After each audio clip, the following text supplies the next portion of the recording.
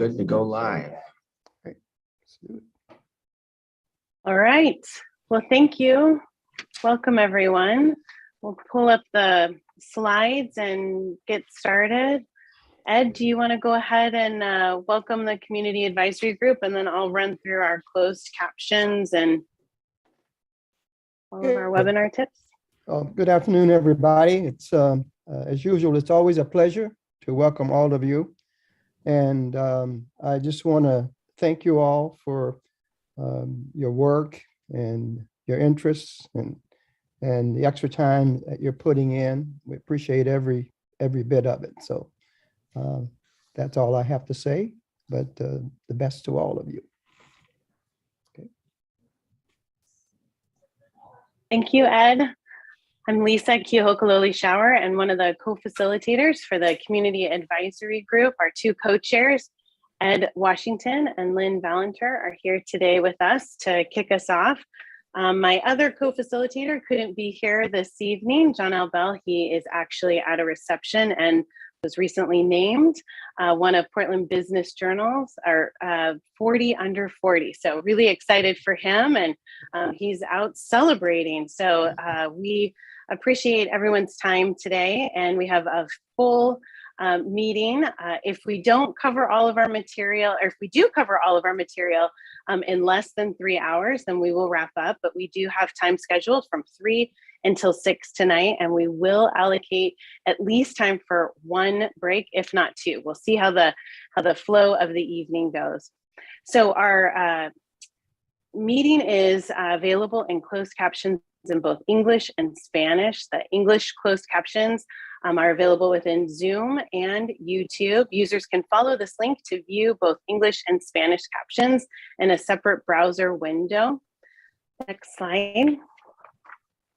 For those that are on the Zoom screen and in the Zoom room with us, those closed captions are on the bottom of your screen in a CC icon. And if you click on that, a separate window with the captions will appear. Participation tips for today. We appreciate you joining us. These are the same tips that we tend to give each time. Oops, I missed a slide. ASL interpretation. Sorry about that. I moved right on through. We are really pleased to have our ASL interpreter with us, and you will see the interpreter is spotlighted. We try not to go too quickly so that we ensure that we are centering equity and providing a space that allows for accessibility. To make sure that the interpreter is always spotlighted, we ask that you right-click their video and select Spotlight Video.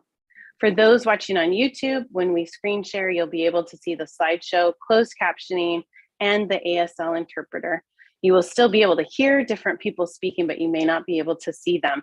When we can, we will pull down the slides so that you're able to see those in the Zoom room in the gallery view. On to webinar participation tips. We ask that you join by phone or computer, but not both. We encourage panelists to turn on your video. We ask that you keep your audio on mute when you're not speaking. And if you experience any technical difficulties, we ask that you contact the program staff at 360-329-6744. Our public input instruction. So we have heard that it's relatively challenging to get into the room. We do try to create our space for our equity advisory group and our community advisory group to allow for breakout sessions. We know that that does create sometimes some challenges for our public to be able to participate. We're trying to streamline this. We want to make sure that you are able to get those directions easily. We will repeat these directions at the end of the meeting. They are also visible on the YouTube link. Please feel free to get ready to call in, dial the number 1-669-900-6833, meeting ID 993-5459-6043, passcode 674942. Dial *9 to raise your hand, and after you're invited to speak, dial *6 to unmute yourself. And I will repeat these directions again. We anticipate public input will be about 5:45 this evening. If you'd like to submit a comment, we do pass along all public comments that are received directly to our community advisory group.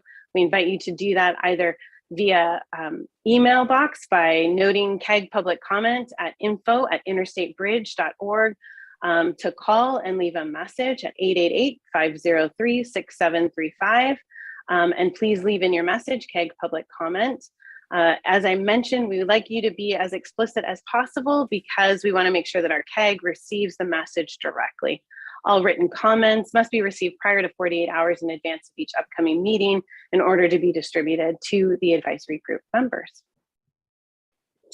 And with that, we like to review our CAG member commitments and operating norms. We do take these seriously, and we will try to make sure that in our time together that we are centering these commitments and operating norms. And when we see that maybe we need a reminder, we will stop the conversation to do a bit of reminding. Those commitments include putting relationships first, staying focused on our common goal, noticing the power dynamics in the room, creating a space for multiple truths and norms, being kind and brave, practice examining racially biased systems and processes, and looking for learning. We've said this before, we are hoping that those that tend to lean in to share their feedback, that perhaps you take a beat and lean back to allow others to lean in. We want everyone to have the opportunity to participate. We know that the breakout sessions allow for some of those voices that tend to not speak up as much in the larger group to be able to fully participate. As we get closer and closer to some of these key milestones, we are looking for you to share with us what you're thinking, what you're feeling, and what resonates with you. So please feel free to speak up either in the large group or in the breakout sessions. And with that, I think it's time for me to pass on over to Ed. If you want to kind of go through the meeting agenda and then introduce our program administrator. Ed, I can't hear you. Sorry. Can you hear me now? Yes, I can. Yeah, well, we've had a welcoming. The first item on our agenda will be on our program will be the program update. And from there, we'll look at the third thing, which is ramp to ramp connections, auxiliary lanes. I know that we've done some work on it, but I think we're going to get a little bit deeper into it. And then we'll be looking at the LPA components, and CAG feedback and overview. And then we'll have CAG discussion. And then the last thing on the agenda will be what's next, public comments, and wrap up. And I hope that you all will notice as you look at what I just said, the LPM components, feedback and overview, and the discussion on the auxiliary lane. So this is time for you to jump in. It's time for you to really get your feet wet because we're moving fast. So that's all I have to say on that. Thank you. Next. I think we were going to pass on over to Greg, but I see our consensus cards are working and Tom has his red card already raised. So Tom Gentry, did you have something to add? Yes, I'm sorry to interrupt this, but I think we've gone so far that I think that really the most important thing before facing us is this false narrative that's been pushed by the staff concerning the equity. And it continues to reinforce the idea that the data presented and the choices that staff opts to have us considered by the various groups are aimed at getting consensus for solutions that staff has already determined. Further, this false narrative casts doubt on all the data presented by staff. Yet this is not even the most important result of this false narrative. Instead of encouraging racial equity, this falsehood has the opposite effect. It demeans the experiences of Black and Indigenous peoples, which is the sole reason behind the use of the term BIPOC. Let me explain why I say this. The earliest reference to BIPOC the New York Times could find was in a 2013 tweet. The term was not even in use during the 2010 census. The term people of color dates back centuries, but Black and Indigenous was added and given emphasis to account for the erasure of Black people with darker skin and Native American people. This is according to Professor Cynthia Frisbee at the Missouri School of Journalism. The term of people of color had become so watered down that it did not express the systemic racism that faced Blacks and Native Americans. According to Chelsea Luger, as reported by CBS News, the attempt to represent so many identities as a homogeneous group is a product of colonialism. This continues to negate the history that has been violently taken from Black people of darker skin and Native Americans. The staff's lumping all people who do not consider their racial heritage to be 100% white into one homogeneous group continues this theme and is in direct opposition to the reason behind the use of the term BIPOC. Increased usage after the killing of George Floyd and the cries against police brutality aimed at Black people increased the usage. Thus, when the 2020 census was taken, there was an increased emphasis on being recognized and acknowledged. Say my name.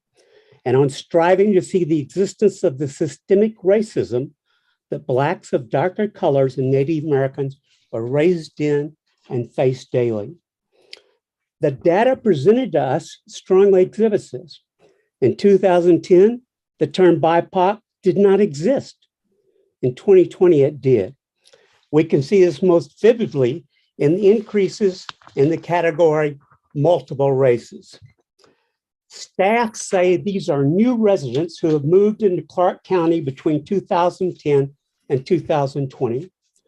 The US Census Bureau would attribute most of this to people checking different or additional categories in 2020 from what they did in 2010.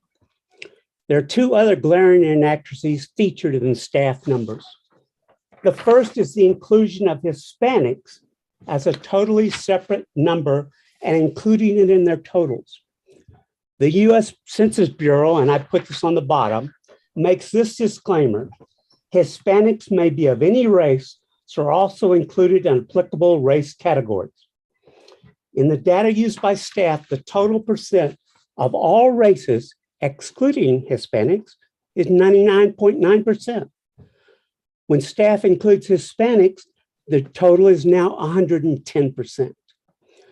Staff overcomes this manipulation by subtracting the total of all races, excluding white, and adding the category Hispanic to develop a subtotal. Then this subtotal is subtracted from the total to determine the white alone number. A second major manipulation is even more serious. Staff includes the category multiple races in their BIPOC tabulations. That's why I put multiple race on mine. Remember, this is a social context intended to highlight the inequities faced, especially by Blacks and Native Americans. It is not a legal context. It is not used by the Census Bureau.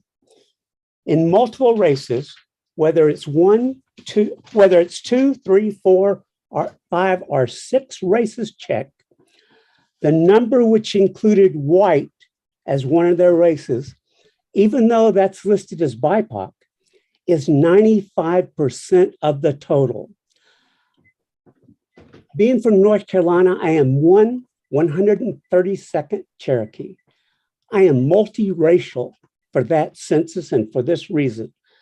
And yet, staff is stating that I face the same racism and challenges that Bill, as a member of the Coalites, or Johnell, as a Black man, face. That is far from the truth. And the reason I highlighted that BIPOC was coined because of emphasis should be stressed for Blacks of a darker color and Native Americans and the racism they face. The Census Bureau defines Black as being those of African or Caribbean descent. Native Americans are grouped with Alaska Natives. These groupings do not convey the same sense as BIPOC. I think this is great disservice, and we are putting a false narrative out there, and we've continued it over the months that we've asked about this. I suggest that staff correct this narrative, inform all groups and the public, and apologize for this manipulation. Otherwise, we will lose more credibility And this task will even be more difficult because we will not be believed. So Thank you. let me speak to this. Tom, we've had our team reach out to you and seek to understand. We are using census data, self-identification, which is the best we can do. So, Tom, you say that we are manipulating or creating a false narrative, and I call bullshit on that. That's not Greg, true. you're wrong. It's not Look true, at your data Tom. there. Do Tom, you really it is think not multiple true. races increase? It's not true, Tom. We are using You are wrong. we are Tom? using census data. And I am because you using don't the agree exact with same it, data you are, Greg. The Tom, because exact you don't same. agree with it doesn't make you right. You are So I want to You're take a putting beat. out you are Tom, stating that I am BIPOC. You are stating that multiple race If you moved into identify- Clark County by 18,000 between 2010 and 2020, and it didn't. And the Census Bureau will tell you it didn't. Tom, I have tried to. your interpretation of data. It's not an interpretation. It's the numbers, the actual numbers you are using. So, I think Tom, we need to, let's go back to the fact that race is a construct. White is a construct that came in the 1600s. There were no white people before the 1600s. Everybody was whatever ethnicity they were. So I don't know why you're telling me that. I am the one that just brought up that this was a change. Hey, Tom, respectfully, we want to be respectful of our operating norms, B, the fact that we are in a very diverse community. And so we want to make sure that commentary relative to our communities, particularly communities of color, are respectful. And we hear you loudly and clearly that you disagree with the data, which is certainly your purview and right. I do not disagree with the data. Tom, just let me finish, please. But we have a packed agenda, and certainly it would be disrespectful for us to allow you to continue to filibuster. So Lisa, with that, why don't we continue along with the agenda? Tom, as we indicated before, we're willing to continue to have dialogue with you, but it would be unconscionable for us to allow this conversation to continue to play out in this setting when we have so much other material to cover. I have tried to do it. Lisa, why don't we let you continue to your agenda? thanks, Johnell. Greg, next up on the agenda was to have you give an overall program update. Do you want to go ahead and move forward with that at this point? Yes, we can. So the program, as folks know, we are in the process of the continued filtering of our design options down to a singular recommendation that will be taken next week to the executive steering group. And one of the concerns that I've heard from different members is last week when we took before the executive steering group one singular transit option that appeared as a part of every alternative that was presented. This was done because the work that was put in was far ahead of the other items, and we did not want to put out a narrative that we had not reached a decision when a decision between the IBR team, the partners, the transit entities, they had agreed on what should be moved forward and did not want to create a narrative that we were looking at alternatives when we were actually not. So that is the reason why folks saw that one transit option presented to the executive steering group last week. And we took into account all of the issues, all of the concerns that other groups, and I have received feedback that folks don't think we've listened well. We have. We we have a number of data points that we have to take into consideration. We know that equity is one of those data points. We know that cost is another data point. We know that impacts to other parts of the community are part of that discussion and decision-making. So once again, I put this out there to explain why there was one transit option that was taken to ESG. So I have a couple of slides to walk through on transit, and then we will have a group conversation as we move forward. So if we can go to the next slide, please. So what we looked at to include in this locally preferred alternative for the transit investment was alignment, the mode, and the terminus. So the alignment that was agreed to was not to no longer go downtown. That was going to be tremendously disruptive to the plans and economic development plans for the city of Vancouver. So we chose an alignment that runs along I-5. The mode, we heard clearly from our surveys, from the community advisory group, from the equity advisory group, and from our partners, that light rail was the mode that should be moved forward to be studied further in this locally preferred alternative. The terminus, which we know was controversial to a number of folks, the terminus was chosen at this point to be evergreen, once again, to be studied in the locally preferred alternative that will move forward into the supplemental environmental impact process. Once again, all of these things have to be studied further. They have to see, okay, is there a fatal flaw in the alignment where this alignment will not work? Is there a fatal flaw in the mode? Is there a fatal flaw in the terminus that has been determined to be moved forward? So these things are where all of the data points that we have looked at, all of the analysis, all of the partner input and the input from the groups have been taken and put together to say, we can get this light rail across the river to Evergreen, and that is the solution to be studied going into this supplemental environmental impact statement.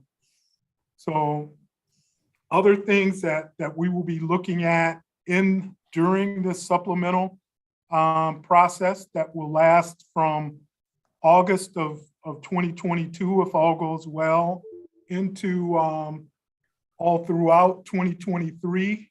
We will be studying station locations, park and ride, location and size, operations and operational costs in the maintenance facilities. We'll also be looking at other system improvements to enhance the speed and reliability of the transit system that is ultimately chosen to move forward. So next slide, please. So once again, this transit investment had to be made to complement both the CRT, the C-Tran BRT, Bus Rapid Transit Vine system, as well as the TriMet Yellow Line. So we think that this proposal that we have put forward optimizes the strength of both of those systems. It takes into account that BRT has filled in the space from the CRC recommendation that went to Clark College. Now we have BRT that has filled in a portion of that and will now connect to this new alignment and new system that we are proposing to move forward. We also know that express bus service will also be continued and hopefully enhanced with this new project to throughout this project limits that will be ran on shoulders throughout this 5-mile stretch. So those are things that are being taken into account. We know that the City of Vancouver and C-Tran has been working together to make sure that what we build, if Evergreen is the ultimate terminus for this, we know that the city and C-Tran are working to make this as equitable as any of the other options that were put on the table. And the way this will be accomplished is through using microtransit, through using on-demand transit, to making sure that there is an easy transfer point at Evergreen for where all of the BRT lines will come together and feed into this system. So this is a well thought out solution moving forward. So let's go to the next slide, please. So once again, we talked about Vancouver land use and economic development goals. So a lot of things have changed since the locally preferred alternative of the Columbia River Crossing project of 2013. So the BRT stations are fully built out, and BRT is up and operating in a very robust way. We also know that the I-5 alignment has fewer potential property impacts than the Columbia River Crossing of the 2013 LPA. So we know that it integrates transit-oriented development, opportunities at Library Square, and other city-owned parcels that fit in well with the city's land use and development goals. And finally, we know that a connection over I-5 between downtown and Fort Vancouver has the potential to create significant opportunities for transit integration into active station environment that connects key destinations. This is the point of where all of the BRT lines will be coalescing around and near the Evergreen stop. So this is some of the considerations that created this narrative that we did not want to create a false idea that we were going to entertain other ideas when this had met so many of the needs of one of the key partners where this will be in their front yard. So, and I think, is there one more slide? So the terminus considerations, once again, we talked about the property impacts. We talked about connections directly to downtown, the transit-oriented development opportunities at Library Square, and once again, the transfer opportunities to connect the BRT routes to this location. Also, we know that Evergreen connects directly to the Historic Reserve, Fort Vancouver, and also to very nearby Esther Short Park and the planned 9th Street pedestrian way. So these are the things that went into the consideration of bringing that forward as one single alternative that showed up in all of the alternatives for options moving forward. So at this point, I will take any questions or concerns that folks may have. So I just want to step in for a quick second. So we had a tough exchange that just happened. I want to take a minute to kind of breathe for a second. We just rolled right into this transit discussion. I want to be able to ensure that we have the opportunity to have conversations and that those can be constructive conversations and we can disagree. I also want to make sure that they're respectful. Johnell jumped on here. We are talking about transit. We're talking about a lot of components here. Marcus, I saw your hand go up. I want to make sure that we're giving you space to be able to speak to any comments that you might have. I also want to allow for questions because we went into a topic that I suspect there's questions about transit as well. I want to start with Marcus, and then Jasmine, I saw your hand up, and then Sam. So I want to give Greg a moment to take a breath before he starts needing to answer questions, because I just got a bit of a breath between kind of this transition. So Marcus. My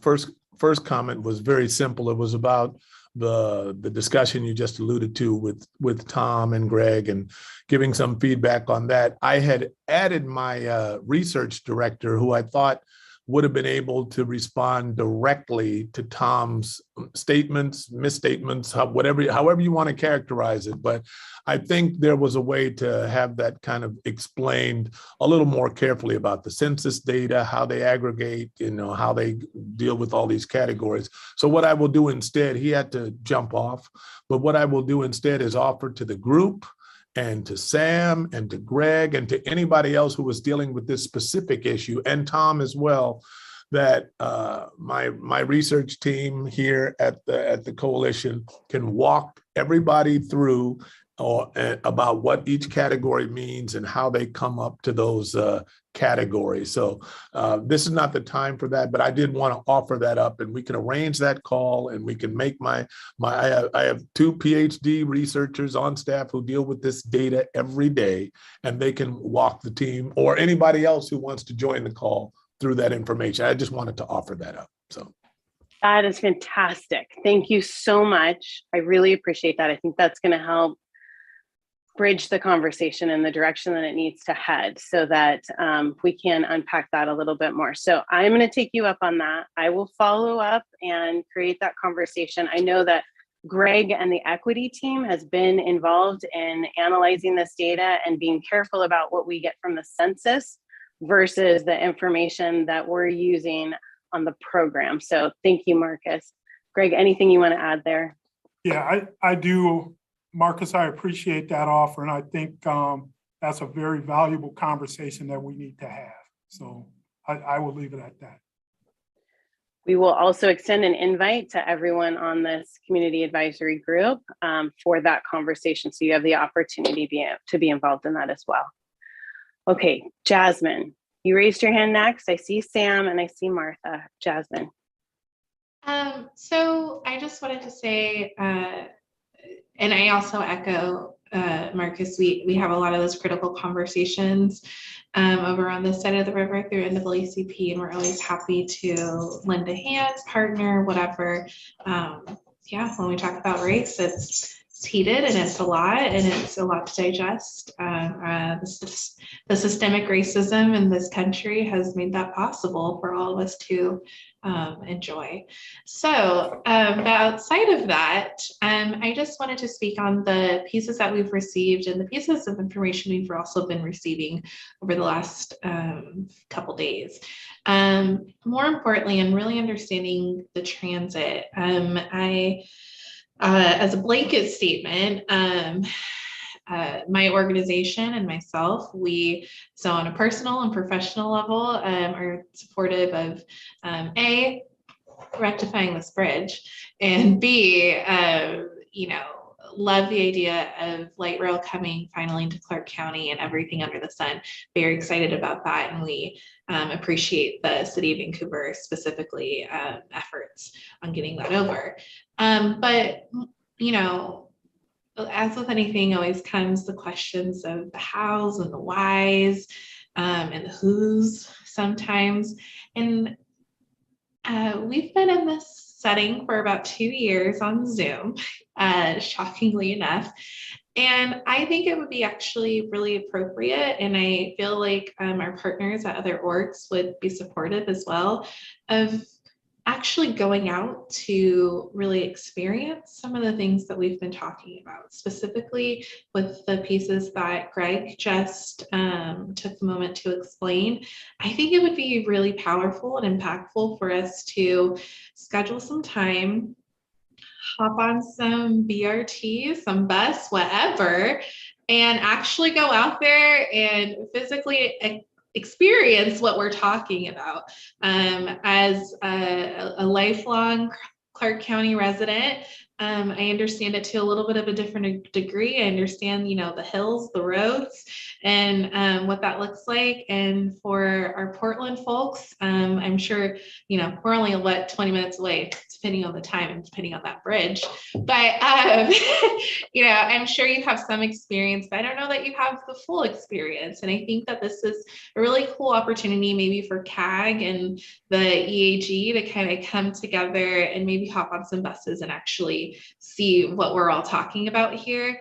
And if open, and I'm always happy to facilitate, but I feel like you all are doing pretty well on the facilitation piece. Maybe a conversation afterwards, we could bring in some lunch or something and just go out there, travel these roads, understand exactly what we're talking about when we're describing the light rail piece, where the BRT is going and things of that nature, and then have a little bit of dialogue so that we can kind of really hash out the misunderstandings, the things that we're questioning, and hopefully get down to a reasonable truth amongst all of us. I recognize that's a really big ask to make in such a public setting. I have had some really jam-packed days the last few days, so I would have probably proposed this behind the scenes initially, so I apologize for the folks that make this meeting possible, that you're probably like, great, just another blow while we're trying to navigate so much in this meeting. But I just want to throw that out there. And I really think that it'd be supportive on both the city, at least C-Trans efforts, to just to experience it and have a conversation after experiencing it. Thank you. So Jasmine, I'd like to respond to that. I think it's a great idea. We get much better understanding when we experience stuff in person and not just looking at drawings or visualizing words. So we will endeavor to try and create such an opportunity. We've been talking about getting folks together to walk the bridge, to experience Hayden Island, to look at Evergreen, to look at the waterfront, to look at all of these things that up to this point have all been just lines on paper or words spoken. So yeah, I appreciate you bringing that up. And I think, once again, this can be a very valuable opportunity for folks to see, some of the work that has been done and have in-depth conversations about the context of which we're operating in. So thank you. Absolutely, thank you. And I'm happy to help with whatever's necessary and helping to coordinate, make that happen. I think it's going to be impactful for everyone on all the sides of the argument. Thank you. So I see Jason was nodding along, and we will have some more conversation about when and what that can look like. And for the record, you reached out to the two co-facilitators over the last couple of days. So I absolutely agree. I saw Greg's smile start to happen there. If our operating norms are relationships first, and we haven't had the opportunity to be beyond a screen, and we're talking about building a bridge, which is not just concrete and steel, it's about building some of those bridges and understanding what the challenges are. This is a great opportunity. So I really appreciate you leaning in and sharing that today. I think we can figure out how maybe we can make that happen, even if it's just some small groups that are able to do pieces of this as we navigate the next few months. So thank you, Jasmine.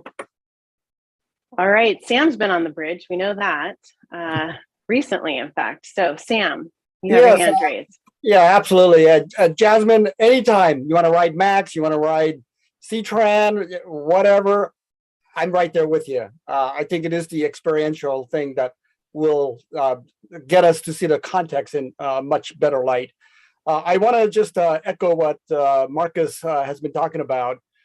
This will not be the first and only disagreement we'll have. We'll have other, and it's not a bad thing, because I felt that Tom was trying to make some good points.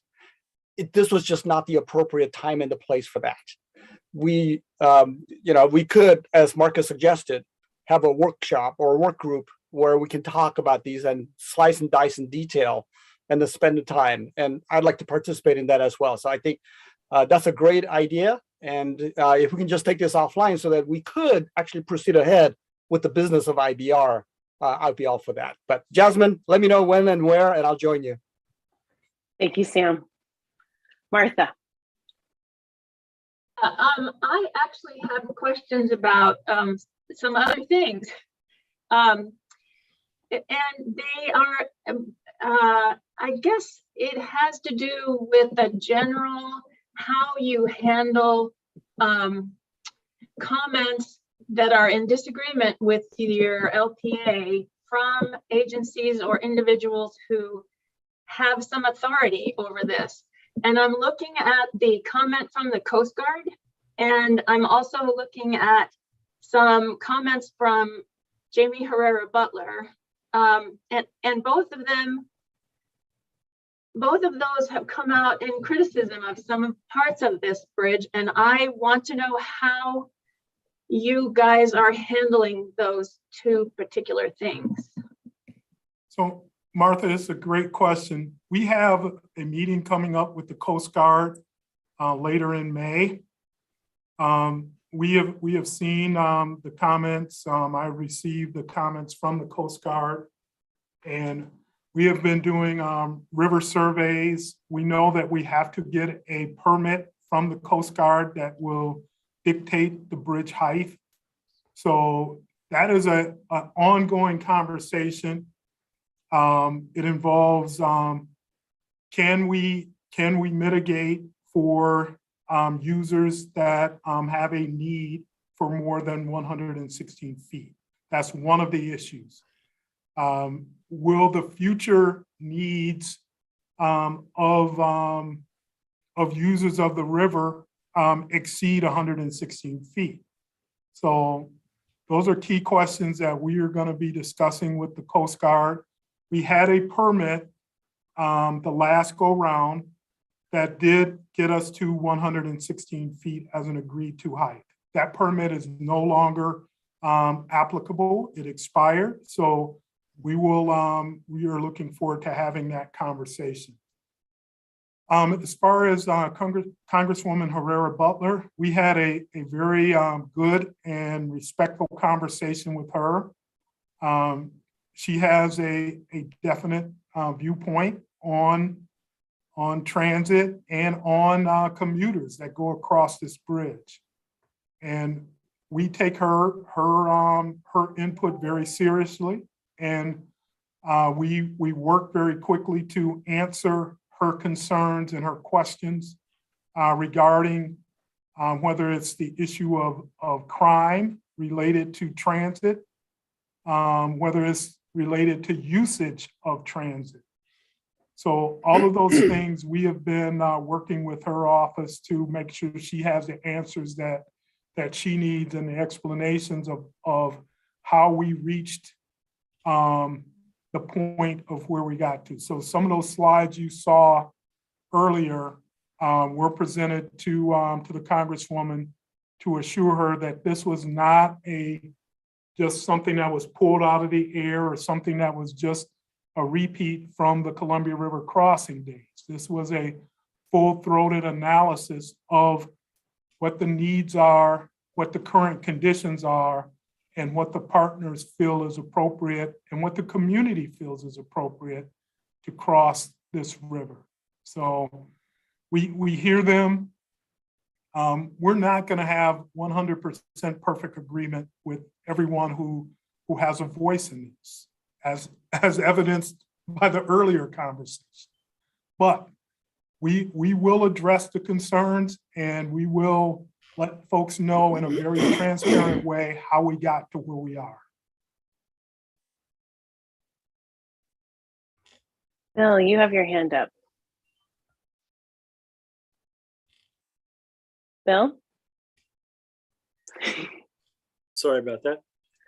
Greg, I wanted to get back to what you presented a little bit ago. And just a real simple question. I hope it's simple.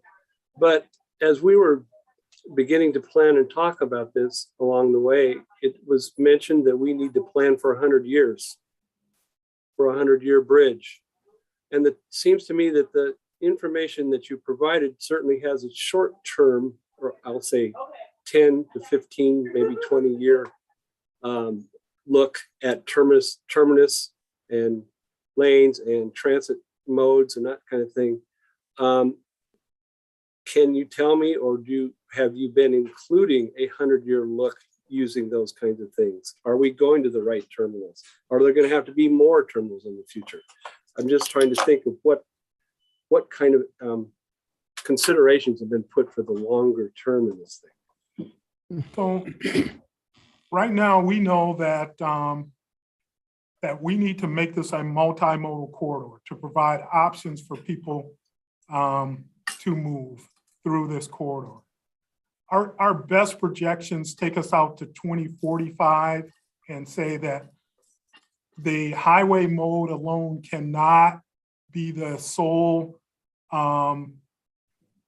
provider of movement of people through this corridor. We know that we have to have a high capacity transit that will supplement and take some of those highway vehicles off the roadway.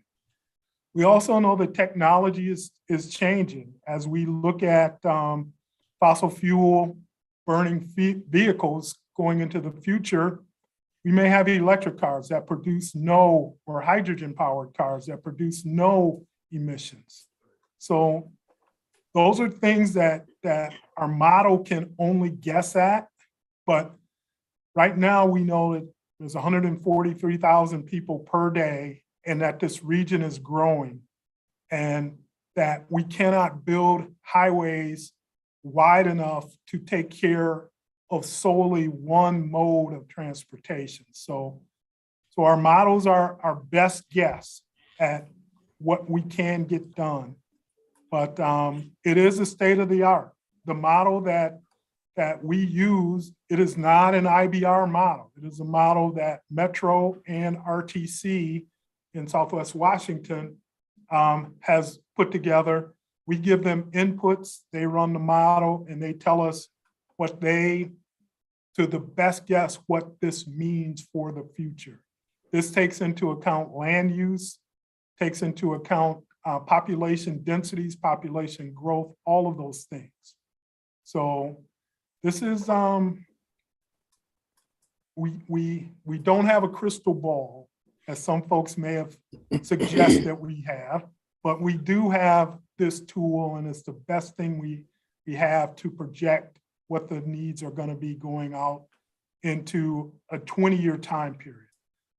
You know, maybe the day will come where we get to those flying cars that the Jetsons predicted. Personal some of drone. you are old enough to remember the Jetsons. So Personal drones.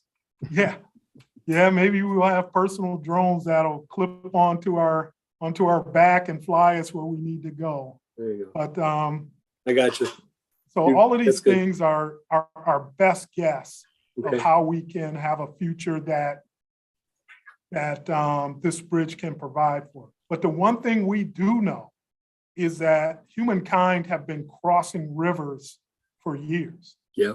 And they've always had a need to cross rivers. It might just be human curiosity, it might be trade, it might be whatever. But we Always know will. that this river will need to be crossed in numerous different ways. So, but thank you for the question. All right, Jana. Thank you. And on that note, Greg, when we're talking about crossing rivers and trade, we can't forget that freight needs are integral to this section of freeway, that this is the major economic route between Mexico and Canada. And there's a tremendous amount of freight that moves through this region, and it's not likely to come to you via drones. So we need to be able to have some pavement to be able to run our trucks on. And so those needs are continuing to grow exponentially. And so I don't want to just build for today. We need to build for the future. Thank you. Understood. That's a great comment, Jana. We just had a good conversation with our partners at Federal Highway Administration, and they stressed the very same point to us that, as we are looking at how people move in this region, they reminded us that this is a highway of national significance. Correct. And we cannot forget that fact that goods and services move through the interstate system. And right now it's a bottleneck. So we have to recognize that, and we have to make sure that this national and international purpose of this interstate freeway is recognized and taken into account. So we do hear you. Thank you, which is hopefully translating into a capacity conversation at some point. Thank you. Thanks, Jana. Dina. Well, tagging onto the freight conversation, while there is, significant freight moving on the bridge itself, there's also a major export gateway under the bridge, and making sure that we have capacity to maintain the federal navigation channel, and to also have the ability to maintain that channel all the way inland to Lewiston, Idaho. And in looking at capacity for the future as a potential high, wide, and heavy corridor, making sure that we're not putting in an artificial bottleneck for the future that will prevent large pieces of infrastructure that may or may not need to transit underneath the river or underneath the bridge on the river versus on the highway or on the rail, that we're not restricting our ability to have that high, wide, heavy corridor in the future.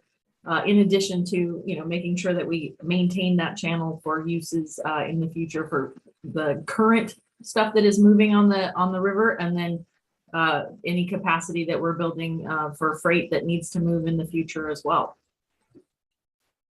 So Dina, this goes back to the conversation about bridge height and what type of bridge. Our height is actually not our current challenge. It's the width that we're currently struggling with.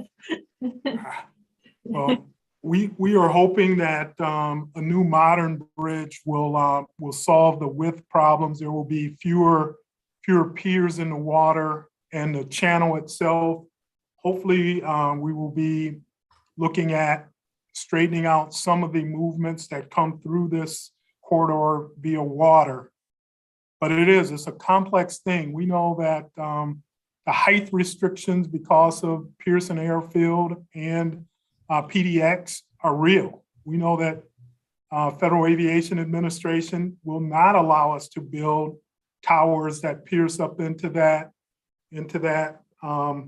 upper boundary. But we also know that we can't build this bridge low enough to where we cannot get future large loads through it, or we can't mitigate for those loads. So it's like threading a very narrow window, a very narrow needle to get to a solution. But we are working on it, and there will be more to come as our conversations with the Coast Guard continue.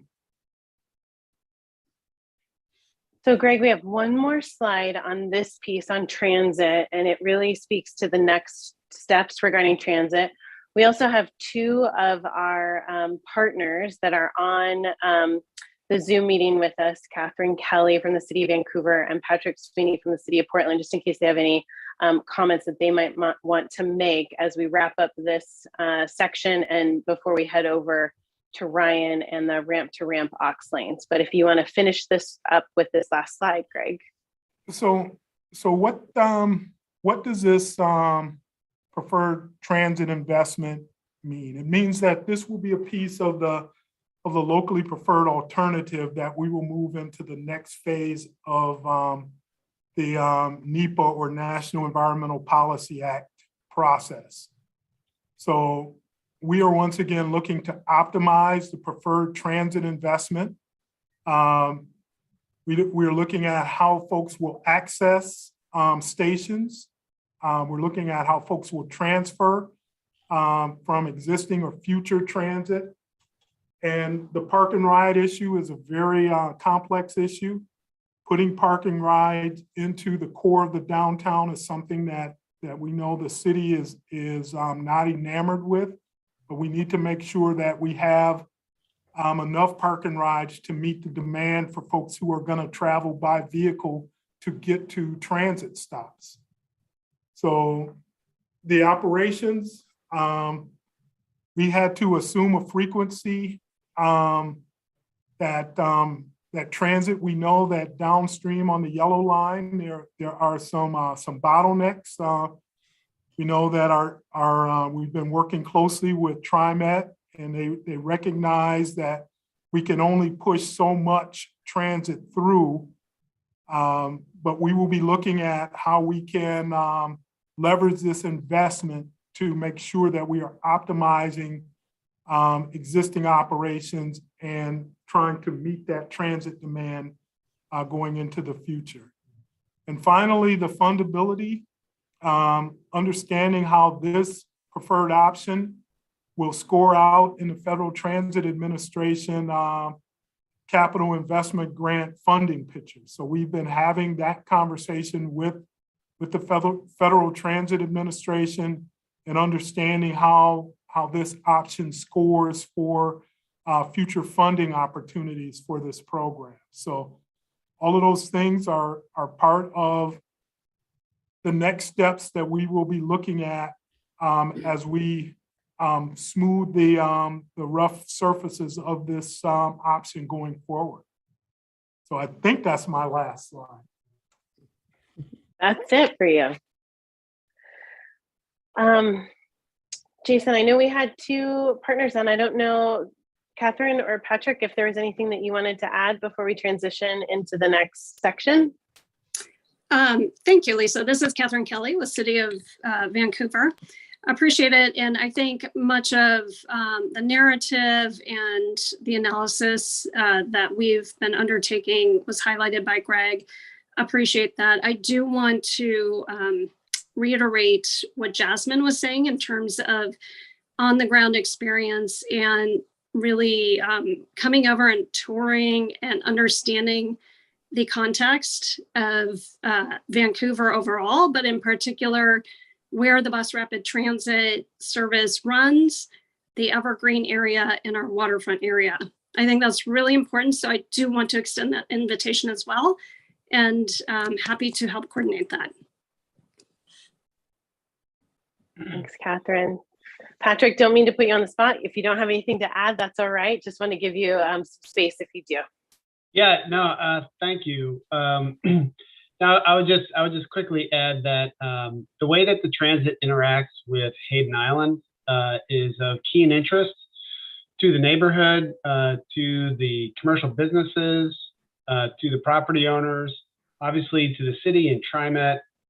It's a really fantastic opportunity to rethink how people get to and from the island. So as Greg was mentioning about access, pedestrian access, bike access, walking access, vehicle and transit, bus interactions with the light rail, all these are fantastic elements that we look forward to working with the IVR team to make sure we get it right. Because Hayden Island is one of the only island neighborhoods on the Columbia River. I think it is the only one. So we need to make sure that it gets done right. Same goes for the renovations or the changes that'll occur to Expo Station, as that light rail is extended onto Hayden Island. So equal opportunities over there to do some great work. So I'll leave it at that for now. Thank you. Thanks, Patrick. Okay, we are going to pivot on over to ramp connections, auxiliary lanes analysis by our transportation planning lead, Ryan LaProuse. Our plan at this point is to have Ryan present, then we'll take a break, and then we will go into breakout sessions. All right. So Ryan, you have the floor for the next few minutes. Should I adjust my timing, Lisa, on it to try to go through a little quicker? No, we have Okay. until 4:30. So Okay. I think we'll just kind of adjust from there. And if there's some questions for Ryan, please feel free to ask them. I think it might be easiest to wait until Ryan's finished his presentation, and then we can kind of take some questions, take a break, and then come back together and do a breakout session. Perfect. So I'm coming back today. So 2 weeks ago, I was here kind of giving you baseline information on ramp to ramp connections, auxiliary lanes, and then kind of what are they? We've got a little bit of a recap, a refresher on what are aux lanes, just to remind everybody, and then we go into our analysis. So let's start with our video. Thank you.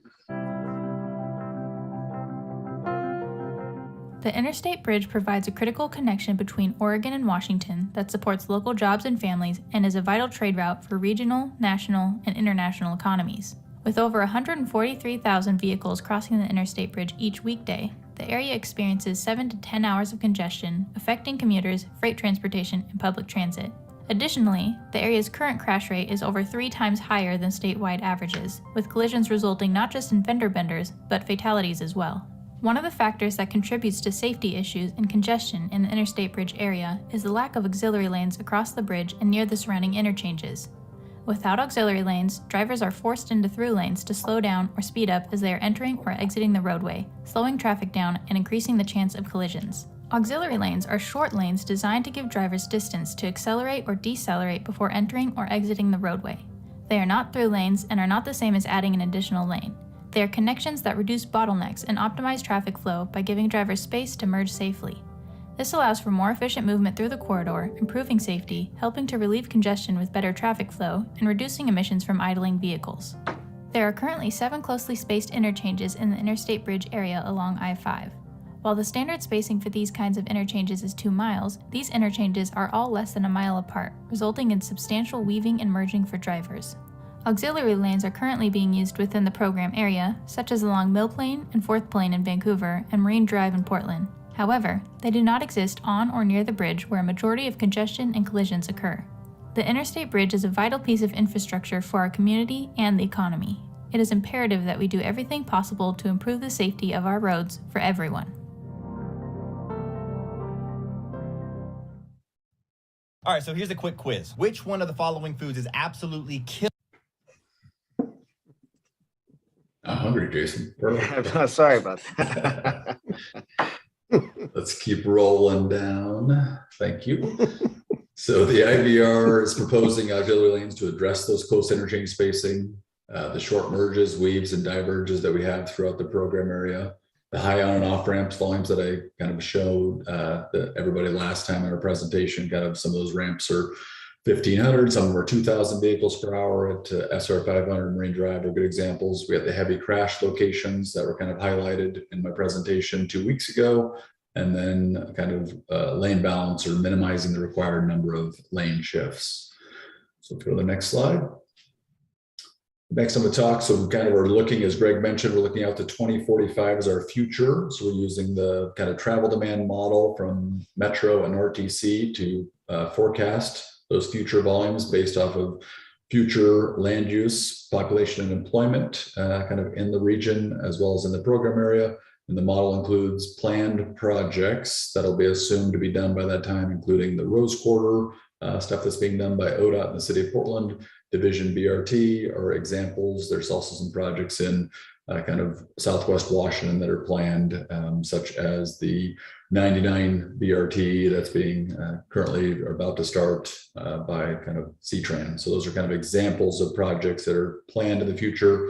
And then our project, the IBR program is kind of plans. We do a no build and a build condition. So in the no build, we take the IBR program out of the future projections, and then we do a build condition that has the IBR program, including high capacity transit and variable rate tolling and highway improvements included in it. So let's get into these scenarios next. I think I showed this as well 2 weeks ago, so I'll kind of quickly highlight this. So the top kind of row, there's the no build scenarios. Those are where Those auxiliary lanes exist today. So you can see across the Columbia River there in the middle, it's just 3 lanes in each direction. You've got auxiliary lanes kind of between Hayden Island and Marine Drive and Interstate to the south. And then in the north between SR 14 and Mill Plain, there's an auxiliary lane. And then between Mill Plain and SR 500, there's 1 or 2 auxiliary lanes that already exist today in those locations. We then have the 1 aux lane scenario, which adds an additional auxiliary lane across the river. You can see that there in the middle row, and then the 2 auxiliary lane scenario that kind of fills in the pieces between existing auxiliary lanes and adds a second just across the river between Marine Drive and Mill Plain. I will get into more of the results now. So let's go to the next slide. So I'm going to orient everybody to this graphic, and then I will get into some big picture findings, and then we have an overall summary graphic at the end. So let me explain the graphic first, and then we'll get into the data. So on the top there shows the same kind of lane configuration graphics. So this is the no build scenario. And then we've got transportation metrics on the bottom. And these are, some of them are relative to other scenarios. So equity, climate, cost, and footprint are relative to the other scenarios. So they're kind of the, we're not adding any cost or footprint in the kind of no build case. And then equity and climate, these are just in comparison to the other scenarios. So you'll see more on the 1 auxiliary lane and 2 auxiliary scenario, some findings in those boxes.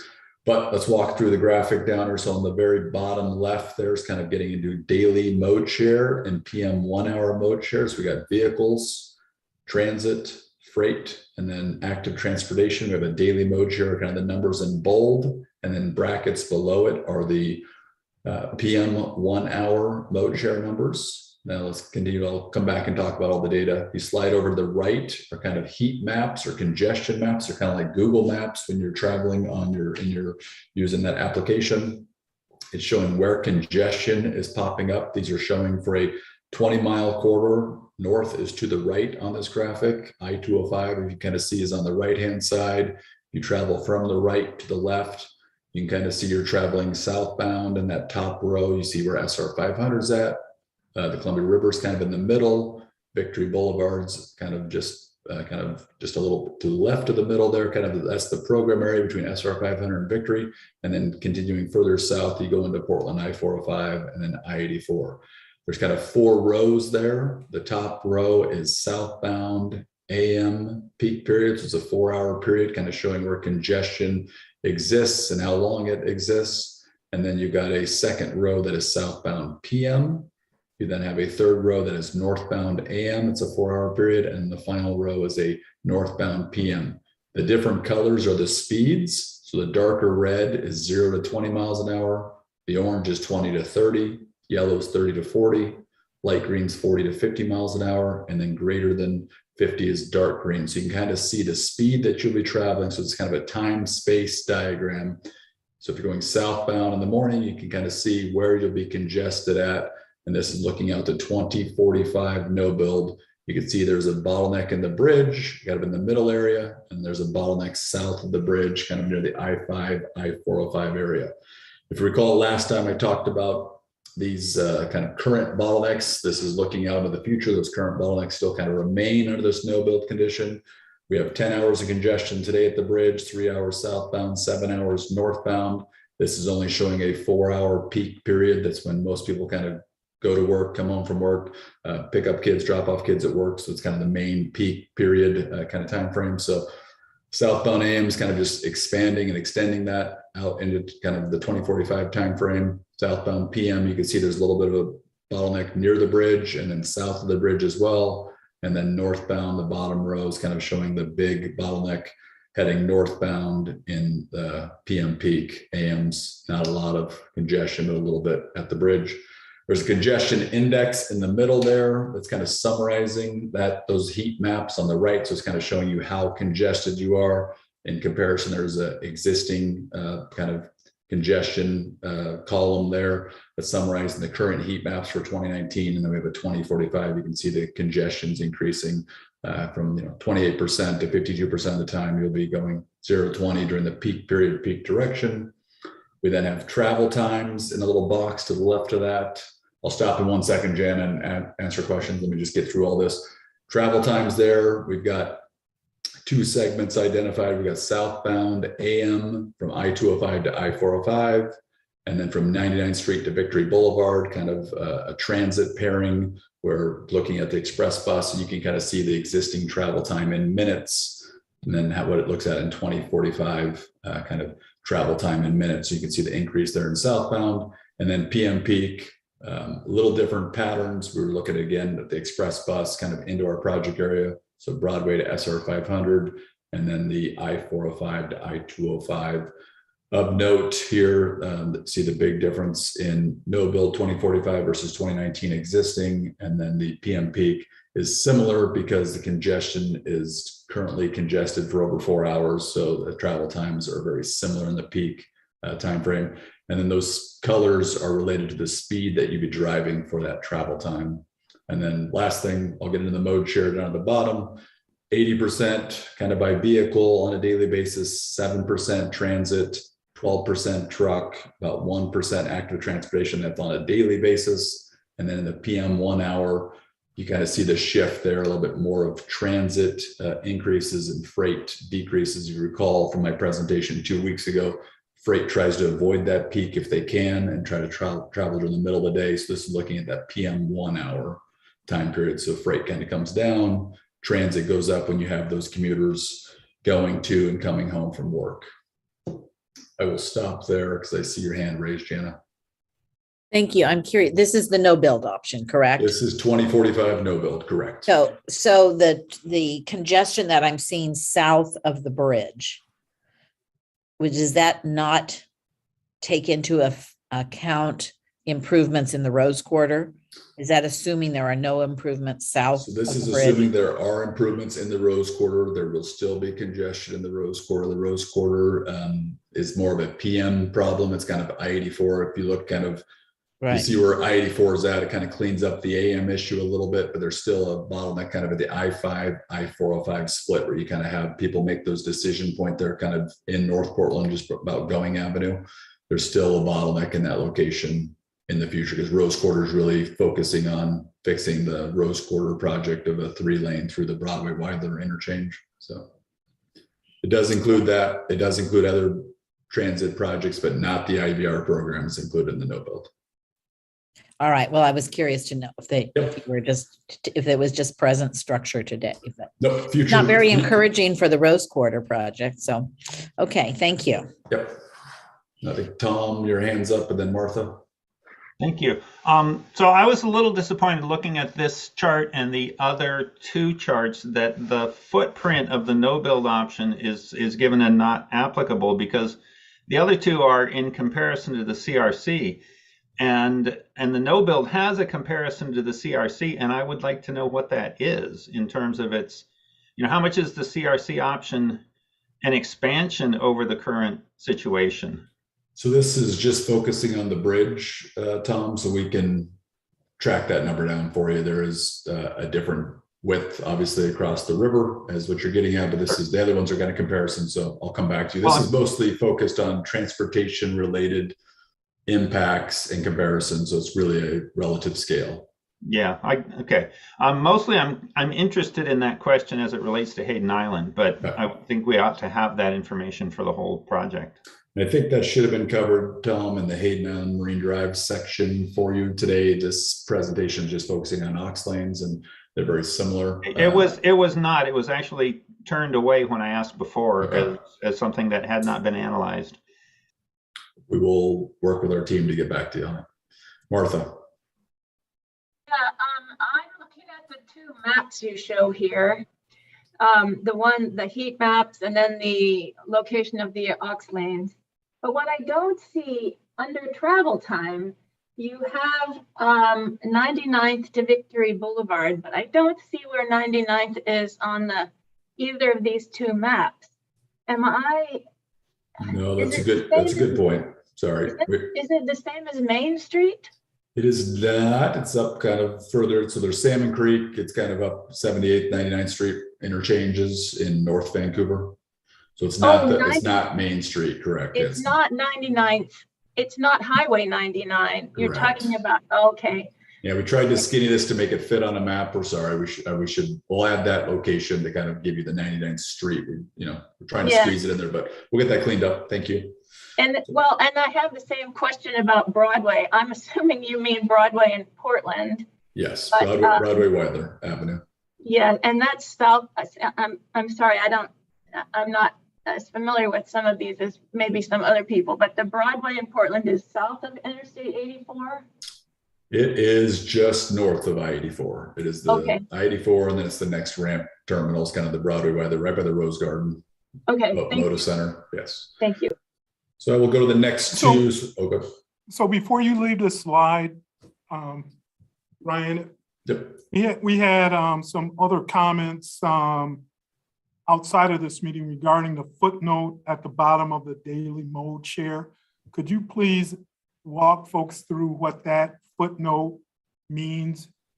And folks were questioning whether we were building constraints into the transit mode with this project. So could you please walk through that footnote? So that footnote, which is very small in this graphic, sorry, when you can get this, I think everybody's received this, you can kind of zoom in on it. It's talking about transit demand. So transit demand, I think you've heard of presentations the last few meetings. It exceeds the kind of current capacity of the proposed system. So we're kind of looking at what would be the mode share of the kind of capacities. We've summarized that information in here and kind of documented that to make sure people understand what the data is showing in the bottom left-hand corner. But there is, optimization opportunities. I think you saw on Greg's slide earlier about transit, looking at future transit optimization opportunities to kind of try to get into some of those facts. But every transit option is over the current capacity that is planned, not current, over the future planned capacity in the kind of 2045 time period. So when we go to the next two, I know I got to try to race through these next ones. I have a summary one at the end, so I might go through these next ones kind of quick. So this is the one ox. Again, it's got the map at the top. We've got the heat maps kind of showing. I'll focus southbound AM. Similar congestion because the downstream bottleneck there at the I-5, I-405. You also have the northbound PMs, kind of the fourth row of the heat map. You still have congestion at the bridge with the one ox lane. It is less. You can see it's not as intense and doesn't last as, it's not full for the entire 4 hours. You have the travel time differences kind of showing you there. The southbound AMs, a slight improvement over the no build. In PM northbound, you get a little larger improvement on those two kind of travel time segments. You also get an increase in mode share. I think it was 7% and 14%. I've got a summary one at the very end that kind of rolls all these up together for you that I was hoping to get to, but we might run out of time. But you kind of see the increase in mode share, kind of increase in transit. So with all of these scenarios, we have high capacity transit that's included. We've got variable rate tolling with this scenario. You see the footprint there, as I think Tom was asking about. So this is kind of compared to the previous CRC, it's minus 16 feet. So the 16 feet skinnier. You see the cost reduction between the two ox and the one ox. So it's about a $75 to $100 million less. You've got some increased modal options for equity. You got some climate kind of factors over there about anticipated GHG reduction, mode shift away from SOV to other modes, including HCT and active transportation improvements, variable rate tolling, and then the loss of the bridge lifts, so no longer having bridge lifts as well. And then I think I will stop there. Looks like there's a question from Ashton. Thank you so much for that information. I had a question about the tolling piece, more so about the function. So between the two DOTs, WashDOT, ODOT, how will there be a coordinated effort through their traffic management systems or sensors, excuse me, to run signage for that tolling, work through an algorithm to set the tolling rates based on that time of day. Also, in terms of community outreach and marketing and advertisement of this, like making sure that it is a smooth rollout so that folks understand, what tolling looks like and how they can pay for things. Those are critical questions for me.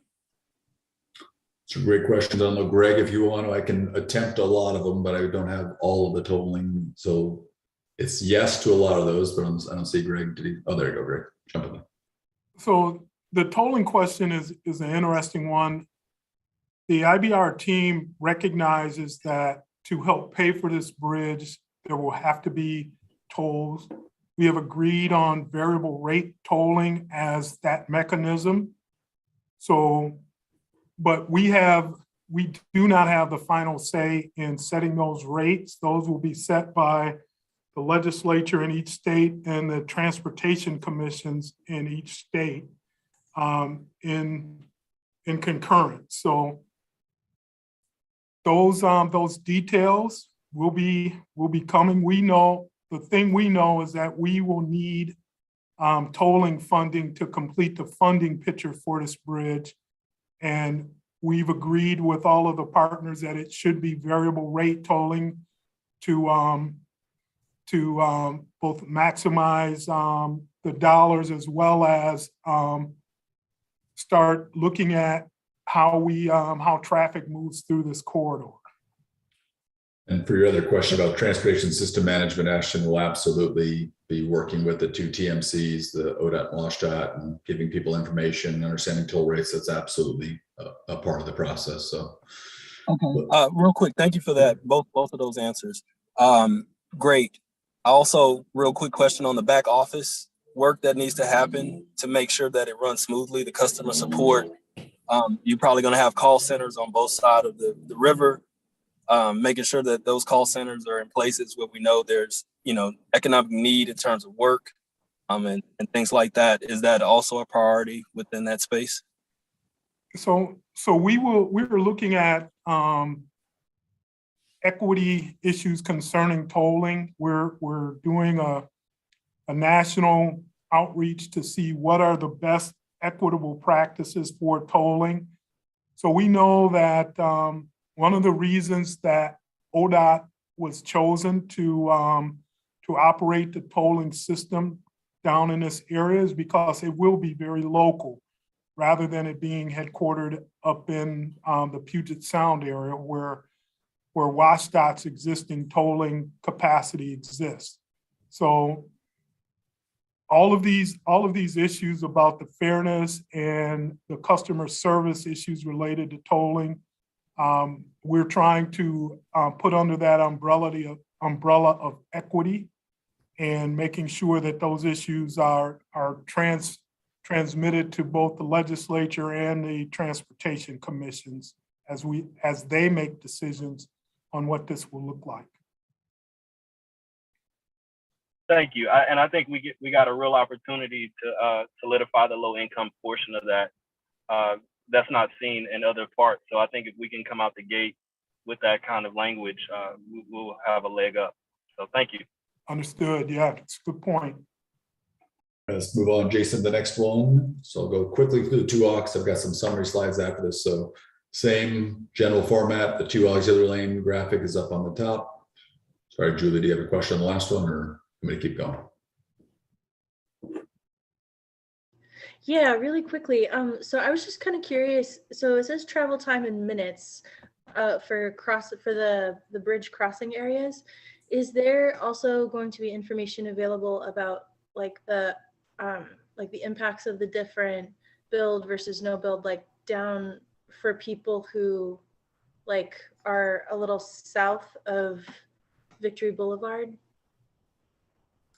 So we have the travel time information. These are just kind of a few locations summarized and kind of giving the larger I-205. We have all this information, so you can kind of add or do your, I come on at Victory, or I come on at Hayden Island, or I come on at this location, or go in the reverse. So we have that information that'll be summarized. This is just kind of a big picture summary for now.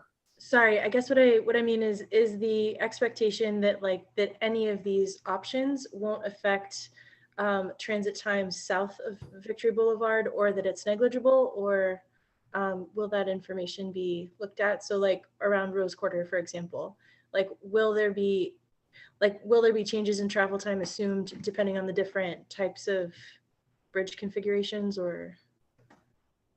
For transit, so these are just a few locations. So we have travel times all the way from I-205 all the way to the Rose Quarter. So we can get that information and provide it. This is just we picked 2 locations. We kind of picked one transit pair and one overall segment pair for this. So yeah, we get that. So go to the 2aux one for me, Jason. So again, the map's at the top, the heat map on the right, you can see the southbound AM congestions, similar, slightly improved. When you look at the travel times, you can see the improvement down to about 57 minutes versus the no build, just a slightly different than the 1aux. The big difference here is in the northbound PM. You kind of look at that 4th heat map, you kind of see most of the congestion kind of goes away in the northbound direction. You see that kind of related to the congestion index as well. In the middle there, if you recall, in the other one was about 52% dark red, and the yellows and oranges were similar. Here's where you kind of see the improvement. Again, this is 8 hours for southbound AM for northbound PM. The mode share is very similar between those because of that little footnote, as Greg highlighted. We're at kind of both of these are over the kind of capacity. So the mode share numbers are similar. And then the equity climate kind of considerations are similar, although you get a little better improved travel time with kind of highlighted there as well. So I'll go to the conclusions. Sorry. Okay, go ahead, Martha.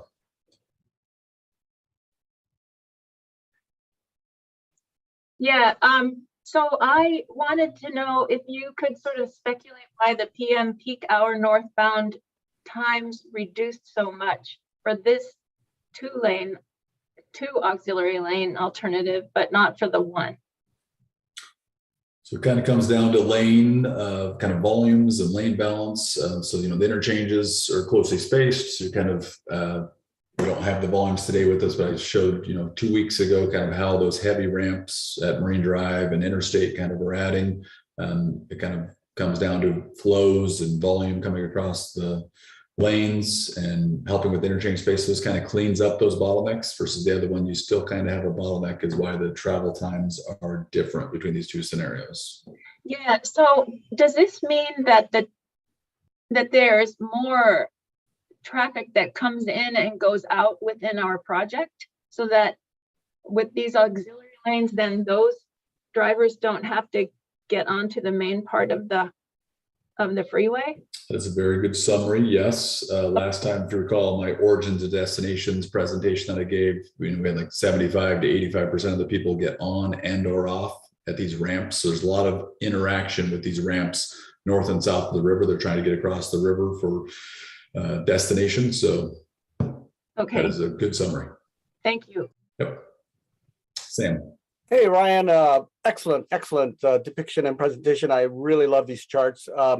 One question about southbound AM. Regardless of how many lanes we have, whether there's no lane or 1 lane or 2 aux lane, southbound AM seems to be unaffected, at least not as significantly as all the other either southbound PM or northbound AM or northbound PM. Those are significant differences depending on how many aux lanes you have.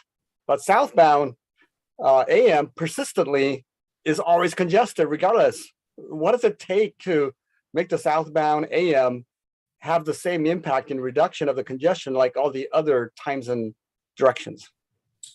Yeah, so it's difficult to see the 4 hours from route to 2045, Sam. The bottleneck downstream is kind of constraining and backing up and engulfing. Is there a bottleneck at the bridge? There's not a bottleneck at the bridge between the 1 aux and the 2 aux scenario. So it's tough to see.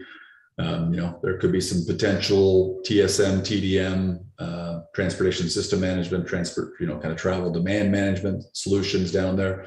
It's kind of getting to that split. Maybe there's some smaller improvements. It's another bottleneck that's kind of outside of our program area that ODOT and partners can potentially try to, take on in the future to kind of help that situation. It does kind of shorten the duration. You can kind of see the backup doesn't go as quickly as north. And so you can imagine if you kept this profile going outside that 4-hour window, it could, these ones recover a little quicker with some of these differences. So just summarizing what you just said, no amount of auxiliary lane, even if you had 5 auxiliary lanes southbound, is not going to help the congestion in the AM southbound.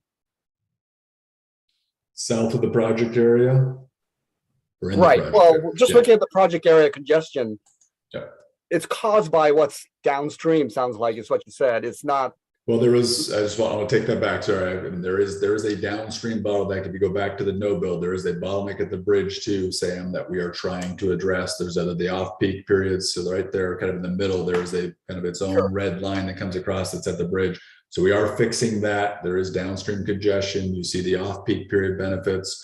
There are, benefits to the program for sure, even in the southbound direction. And you kind of clean those up with some of these auxiliary lane.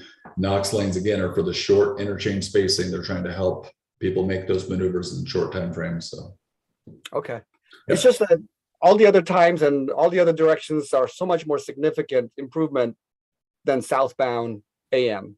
Okay. Agreed. Thank you, Yeah, Ryan. agreed. So we'll go quickly through the summary ones. Oh, sorry. Go ahead, Michael. Real quick question for you. I was just curious as we looked at those charts, and I know we were looking way out at 2045. Just curious if these projections factor in folks that may avoid the program area because they don't want to pay a toll. Yes. And I didn't. Yeah. Sorry, I didn't get too detailed into the forecasting, but the forecasting includes tolling. So we've looked at I-5 and I-205 flows and see if people, the other thing as well, Michael, is people kind of change modes with the toll. So some people are going, more people are going to transit. You got the active transportation improvements. So they do take that into account in the future time frame, and tolls vary by time of day. So they kind of, are a little higher in the peak period to kind of try to help with, link your trips. Don't do those discretionary trips in the peak period if you can avoid doing them at that time frame. So that is accounted for in the forecasting. Okay. I just didn't want to, I wasn't saying that people necessarily change modes, and I know some will. I was thinking people may just take a different route and still travel when they need to, but it sounds like you're considering it. So I'm listening to a meeting. Yeah. So let's What's go wrong? to the last few slides real quick. Jason, I'll try to go quick so we can get to the breakout rooms, or get to our break and then get to the breakout rooms.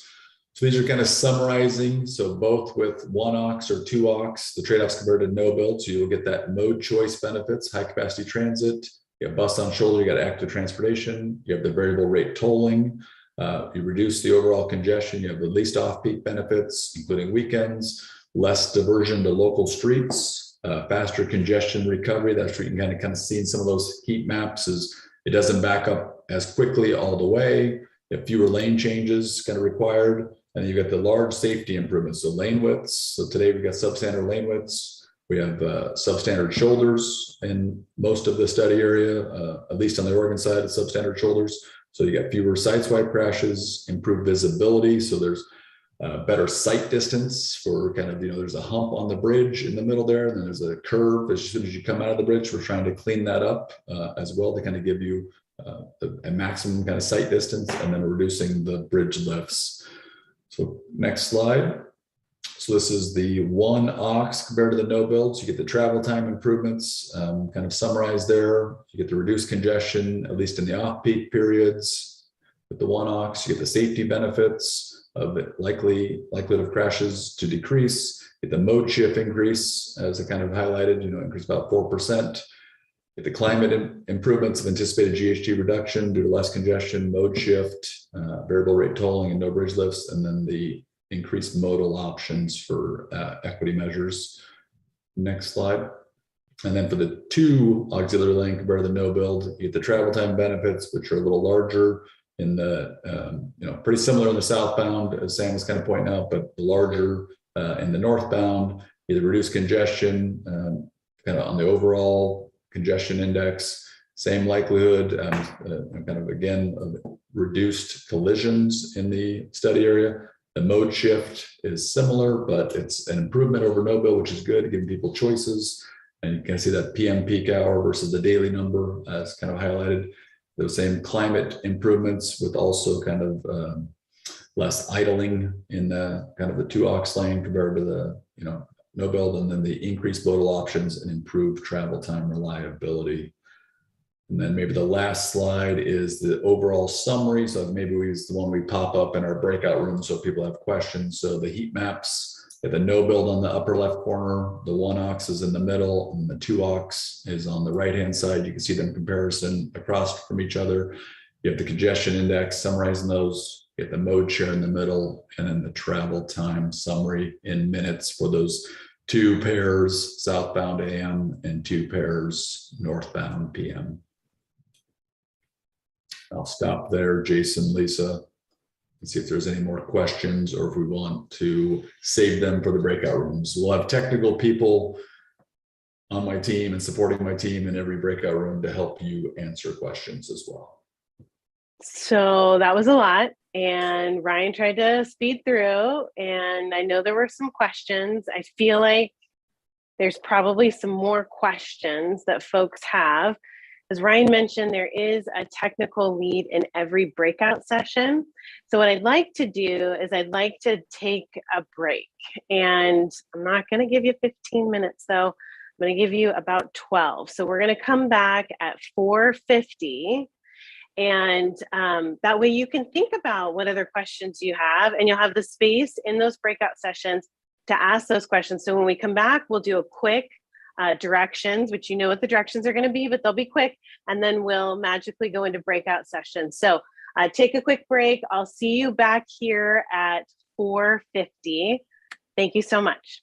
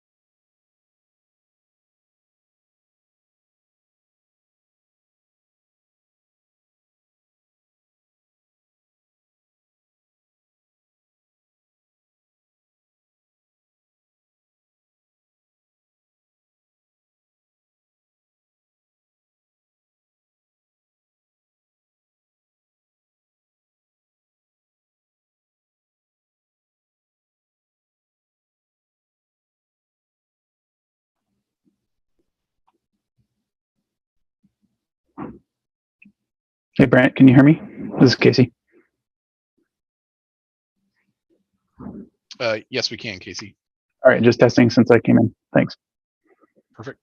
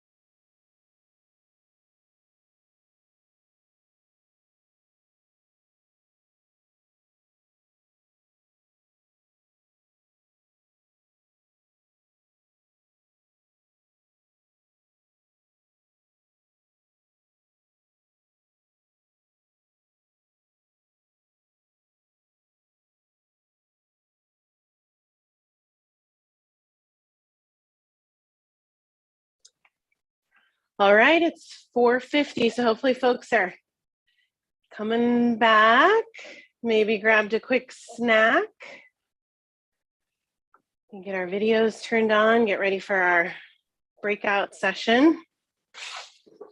We left and I promised I would give some directions on heading to breakout sessions.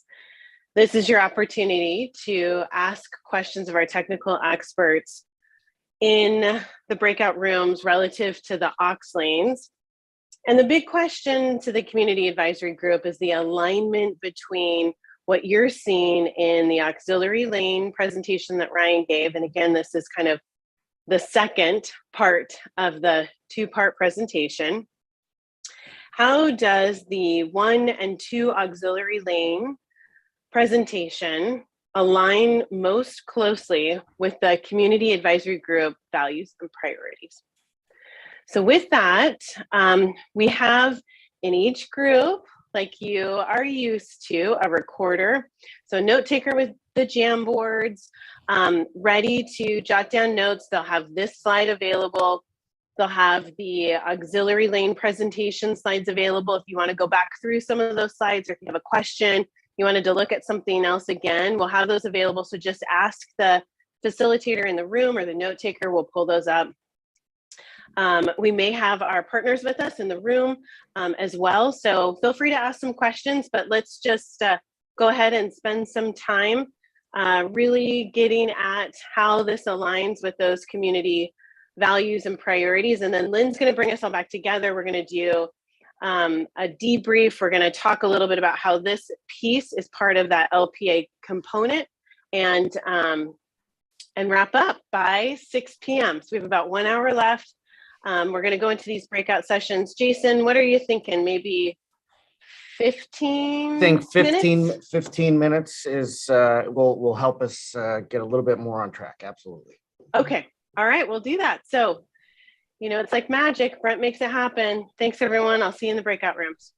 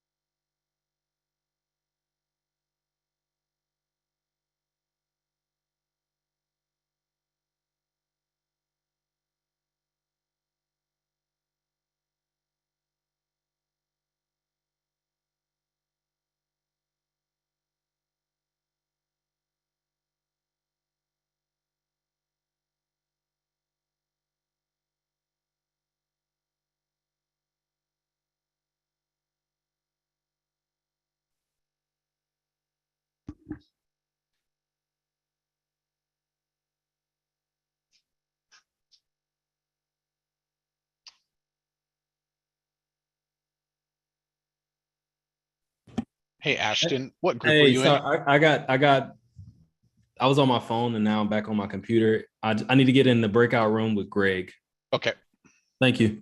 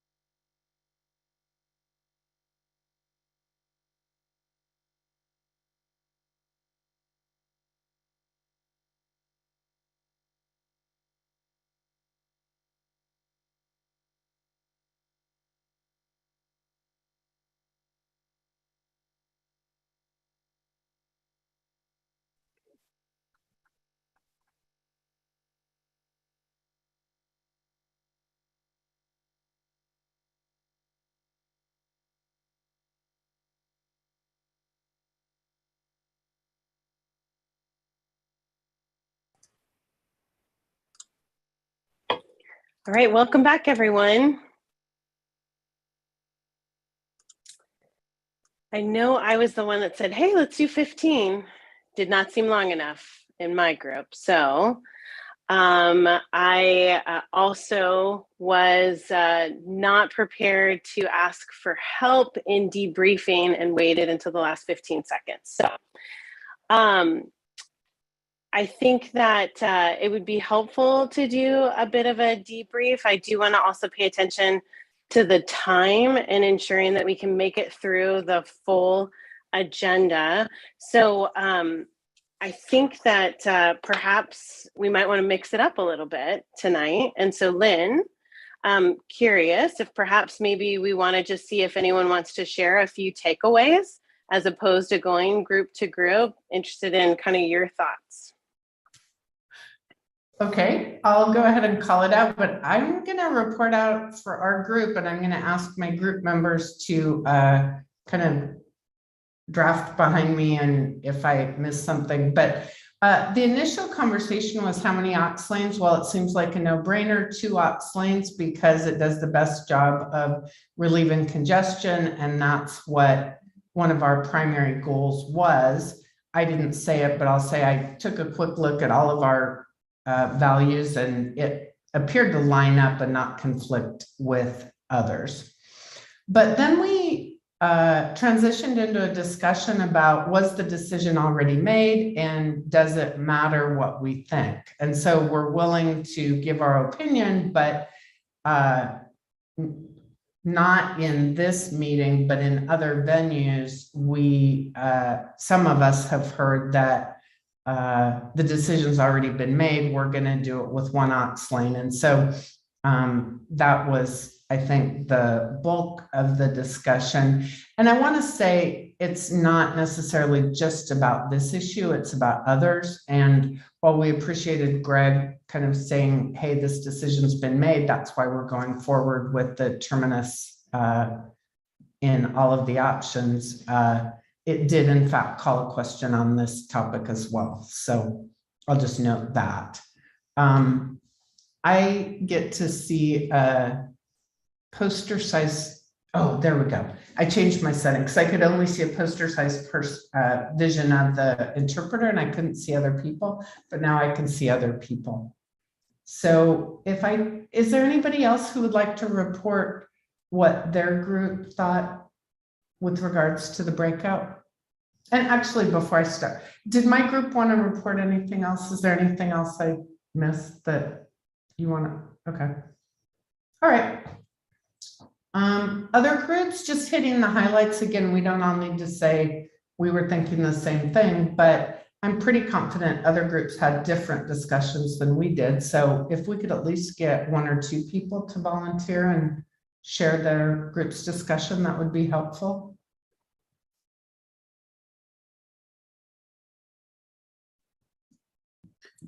Lynn, I'm happy to share the group that was with me. A couple takeaways.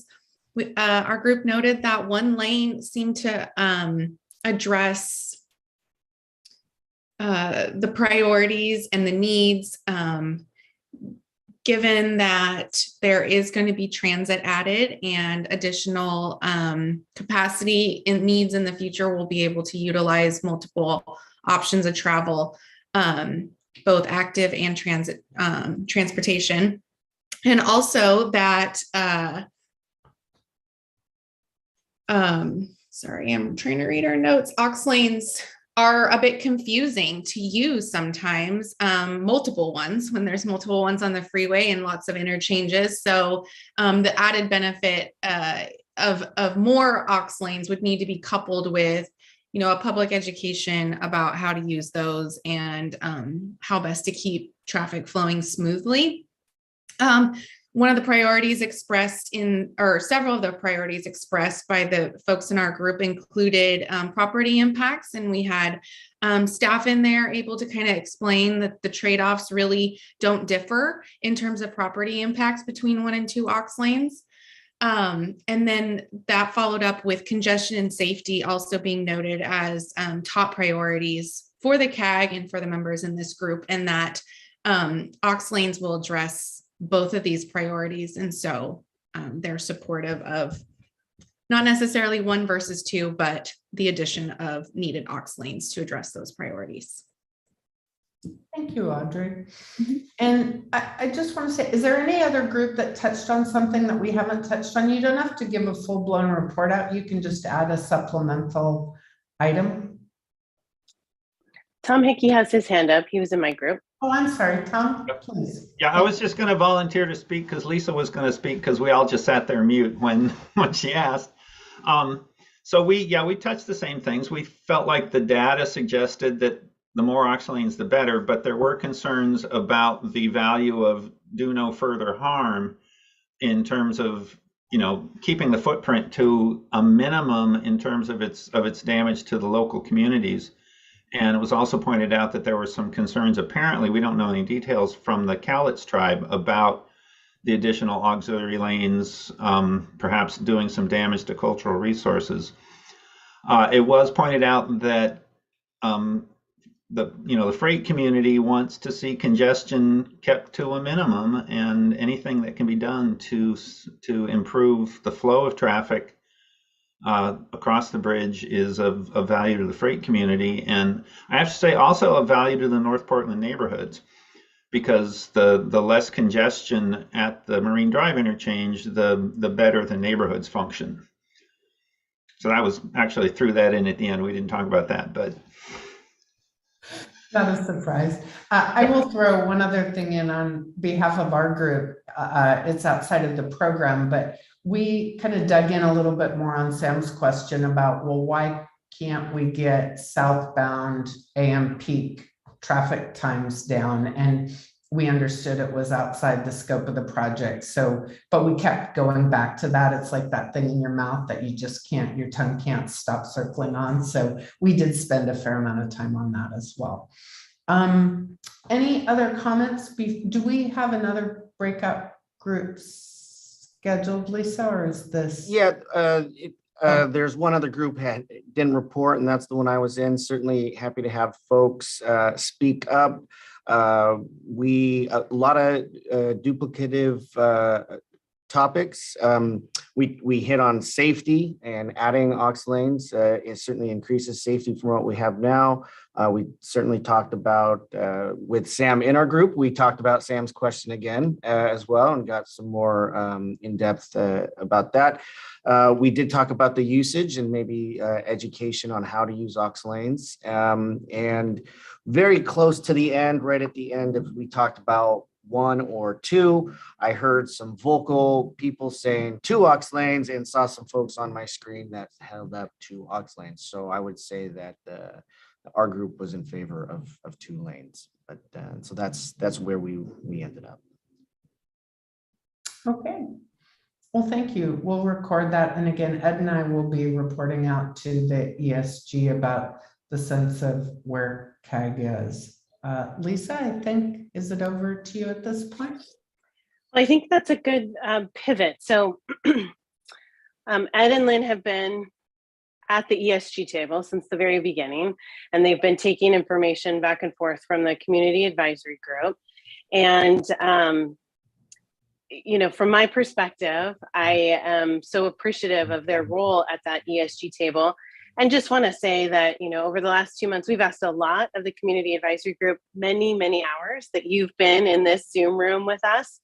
We've asked even more of those 2 co-chairs. So I think Jason and I were talking about it's a total of probably a minimum of 20 hours in the last 2 months between the prep, the ESG meeting, the CAG meeting, the prep meeting for the CAG meeting, all of the material development. And so one of the things that we think is really important is to ensure that they have the ability to speak on behalf of the community advisory group.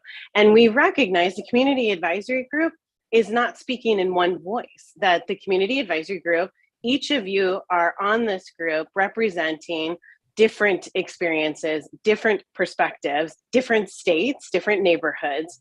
And what Jason tried to do here in the 2-page document that was sent out to you called the Community Advisory Group Modified LPA Design Options Feedback was simply to take the feedback that we are receiving in all of the different breakout sessions, we repeat that feedback, we take the highlights of it, we put it on a slide, and it's the way in which we were starting each next following meeting. So like for instance, the breakout session we just had on the aux lanes, we would take the Jamboard notes, we would put it into a slide and say, hey, this is what we heard. Then we would try to use that as kind of an opening slide to kick off the next meeting. We wanted to create a document that tried to summarize the feedback. And again, this might not be the same. It might not be everyone agrees 1 aux lane or everyone agrees 2 aux lanes.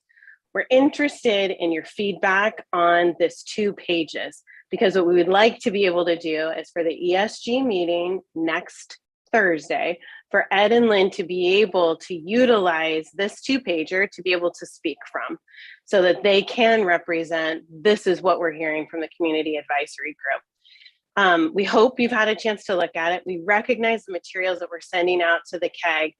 We're not giving you a lot of time with it. The materials are being developed between meetings, and there's multiple meetings every month and each week. So if you have questions, if you want to clarify what is on these 2 pages, this would be a good time to do that. This also is a good time to have a bit of an open conversation. So we had in this last period of time, Ed and Lynn being able to facilitate an open dialogue. We also had a half an hour set aside to really review these 2 pages. We have about 20-25 minutes left in our meeting. We want to make sure that we leave space for public comment.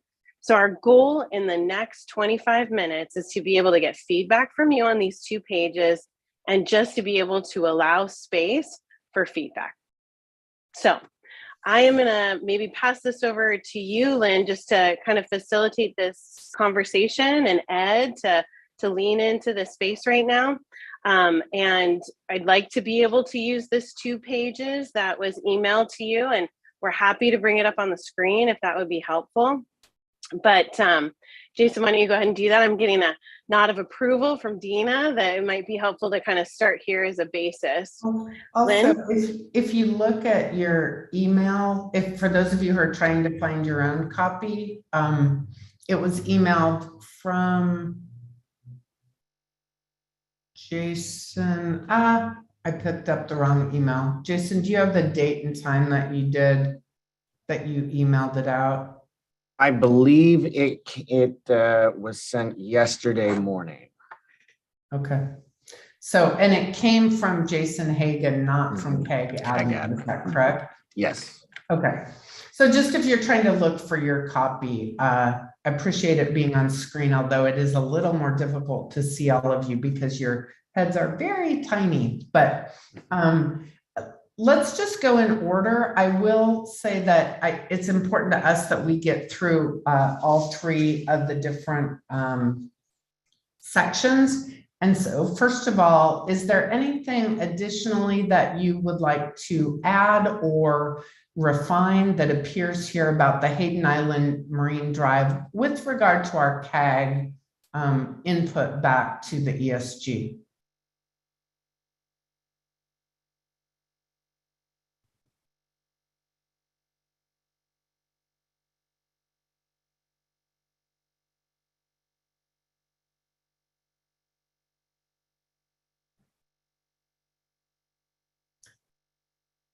I'm giving time not because I'm at a loss, but for some of us, you may not have read it recently, so I want to give people a chance to get through these bullets.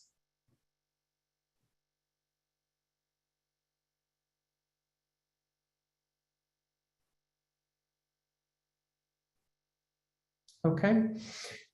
Oh, great. Bill? Just a quick question. These aren't in priority order, are they? No.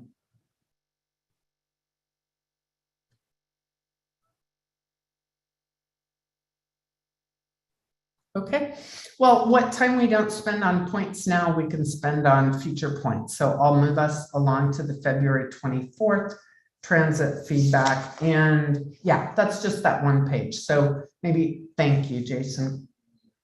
So this is the transit feedback. So again, I'm going to give a moment's pause while we all look at it, and then we could start with questions. or suggestions.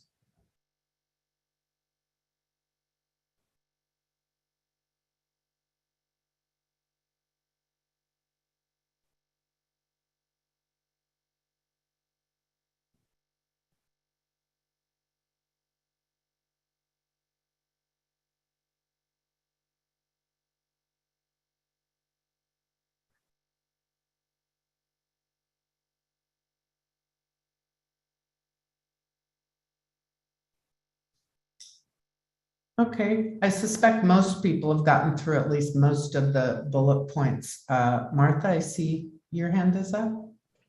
Yeah, and I apologize. I find myself talking all the time, and I'm sorry if I'm leaning in too far. Just tell me if you want me to shut up about anything. But I have been hearing from other sources that completely different statistics on the number of people who ride transit or who will ride transit, depend, you know, what kind of transit they will or won't ride, and why, and how our numbers are not realistic. So this point in here about the data behind the conclusions, I really want to see more of that. And I would, because I find myself sometimes trying to present, talking to other folks who aren't involved in this process, and having them cite statistics that are completely opposite to the ones we're getting here. And so I just want to make sure that we are actually using the right data. So Martha, I'll jump in and try and address your concerns. The model that we use is the model that is owned by Metro and the RTC. We give them inputs to put in, and they tell us what the projected ridership would be based on a number of factors in their model. So folks can disagree with the outputs, because a model is not a crystal ball. It is not going to tell you 100% of what's going to happen, but it is the best tool that we have. And this model has been certified by the Federal Transit Administration as being a very, very good model. So I don't know where other people are getting their information from, but if you have, you can send them to us and send them to both Metro and RTC, and we can seek to reconcile what they think they're hearing versus what we are saying. And Martha, I would just also suggest that if somebody has data, that if we can forward that to the project team, because everyone wants to build the best possible bridge, I think, but it's more helpful if we can capture those who think there's a conflict and try to answer that in the frequently asked questions than if there's just kind of general, their data is flawed kind of, because sometimes there's a very good explanation, maybe there's not. Yeah, okay, thank you. I will, when next time I come across that, I'll let you guys know. Just because I would also say this is outside of the project, but my experience with traffic is that it's incredibly complicated. There's so many different levers to pull that you can fight about it all day, but you really end up just going back to a credible source and trying to use that to make your case. So again, it may be that they don't like the levers, but for all of us to look at the individual data points, I think that's what goes into the machine. And so trying to do it without to that level of detail, I suspect wouldn't be useful. Yeah, I think, yeah, okay. I'll pass it on the next time I run across it. Ed. Yes. We can hear you. Yeah, I'm sorry. I didn't realize I was muted. Did you have a question that you want to ask me? No, you have your hand up. Oh, I did, but I changed my mind. I'll tell you, I was going to just wanted to make sure that what we're asking, the information that we're asking for you to share with us, so that we can share with the larger committee next week, is that it's very important for us to be able to share with them what your thoughts and what your needs are. And sometimes I think we have a tendency to think that maybe some things are not a good idea. There are some bad ideas, but I don't think that you all are going to be pushing bad ideas. But just make sure that Lynn and I truly get the information so that we can be reflective of your thoughts and of your need, because the committee isn't about Lynn and I. It's about you all, and our job is to serve as that conduit on your behalf. And so I just hope that you all will always keep that in mind. And that's the way we operate, is that we operate based on what you've shared with us. And so we need it to be able to go there and fight for the things that are important to you. Yeah, so I just want to say that. Okay. I'm really glad you did raise your hand and you did say that, Ed. Thank you. Again, if you can look at the list of, I don't know, 12 or 15 points, is there anything that you would like to add, change, emphasize with regard to transit? I'm wondering if we don't acknowledge within here that we were advised that the terminus had been decided, so we don't have input on that.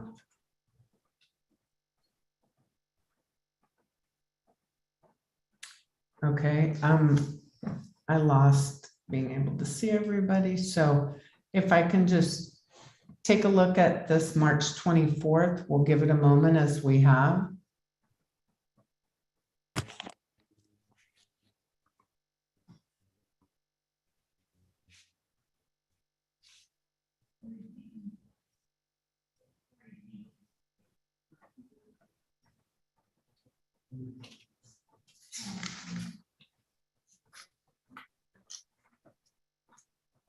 And if you're wondering, the no transfers is important is the last element of that. So thank you, Jason. Nicely done.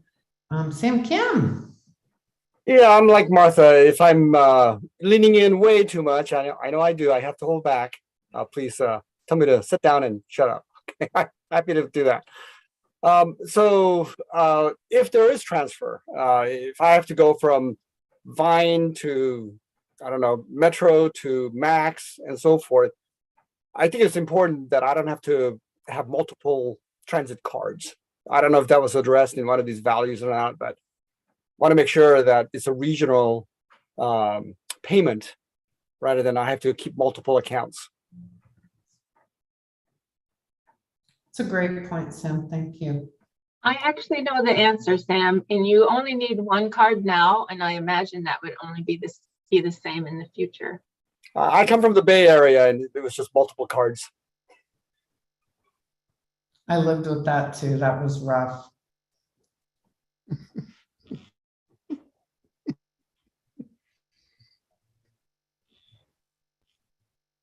Other comments? Again, we appreciate. Oh, good, Marcus.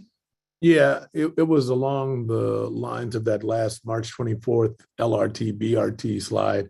And one thing that I had heard in a couple of different conversations on that day and before and after actually was for the people, particularly the low income people and the people of color, but that they be held harmless as far as the time of transit, because where it seems like this is barreling towards is a combination of LRT and BRT, but the ones who would be least flexible shouldn't have the most amount of transit time to get from point A to point D or X or Z, whatever. So in any of the estimations, if we can be looking at, even if we're say, because I've heard one of the ESG members say, hey, I'm mode agnostic, or I'm the type of transit agnostic, as long as people can get to where they need to get to. But despite being agnostic,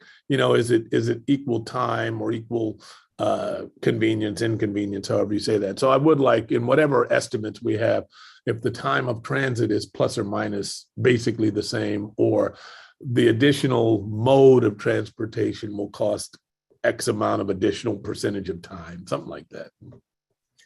Marcus, if I can just ask a clarifying question. When you started, I thought you might be talking about time of day for low income, but then that isn't what I heard. That wasn't what you were. No, I wasn't talking about the time of day. I was just talking about the actual, there's probably a transportation word for it, but the actual time it takes to get you from start to finish.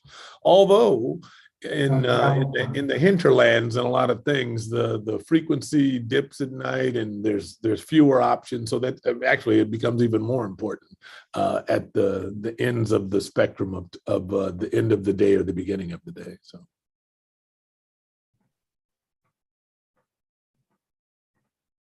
Other comments, refinements? Again, knowing this is kind of Ed's and my talking points to take this forward, make sure that anything you would want carried forward is captured within these bullets. Quick question. Could you expand a little bit, or could someone expand a little bit on the bullet point about if we think LRT should be there in the future, build it now? What was the intention behind that bullet point again?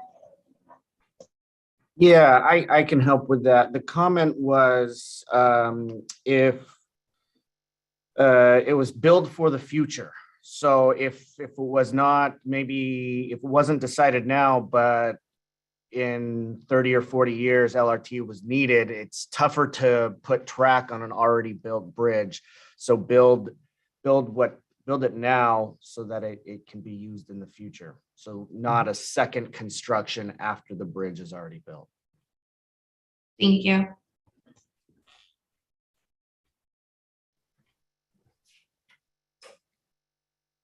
So while we have this slide up, I want to speak to the park and ride bullet. We know that both communities, I should say the city, and I hope Catherine is still on to talk about the undesirability of having these large park and rides in the downtown core of Vancouver. The city of Portland has made decisions that have eliminated or limited the amount of park and rides in their downtown core. So this is an issue that is going to continue to be a discussion point moving forward. How do we maximize transit ridership without having these large park and rides that are taking up valuable space in the downtown core? So just wanted to put that out there for the group to know that discussion has been ongoing. Hi, Greg, this is Catherine, and I apologize, I'm in transit, so I'm keeping my camera off, but thank you for hitting that point. That's absolutely right. We've created land use policies and plans and implemented those in the core of downtown over the past decade. And looking future, we certainly don't have a vision to have large park and rides, parking garages on that valuable land. So yes, just repeating everything you said, that's exactly our vision and our policy. So Michaela, I see your hand. Give me just a second. I would just say, given that insight, if there's anything that people would want to add to these bullets, I think that would be certainly appropriate and welcome. Having launched that for you to think about, Michaela, and then Janet. Yeah, I was just curious if there's been any consideration with the Vancouver VA in terms of like federal land offering park and ride opportunities.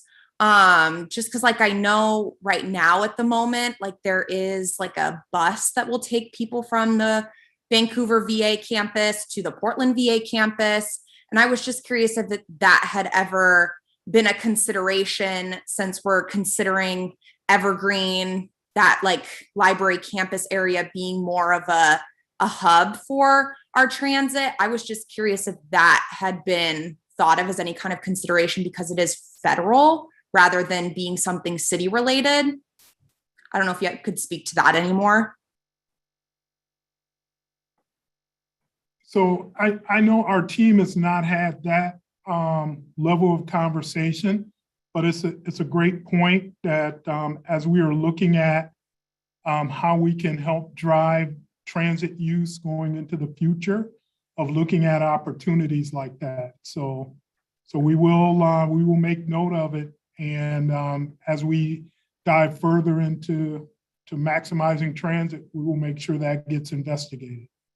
Thank you. And if we can also make sure that gets added as one of the bullet points, I think that's that would be fair. Janet, and then Bill. Yeah, I'm curious to know, with the policy that the city of Portland has brought to the table about park and ride in the downtown area, if there's been an analysis on ridership usage without the availability of park and ride.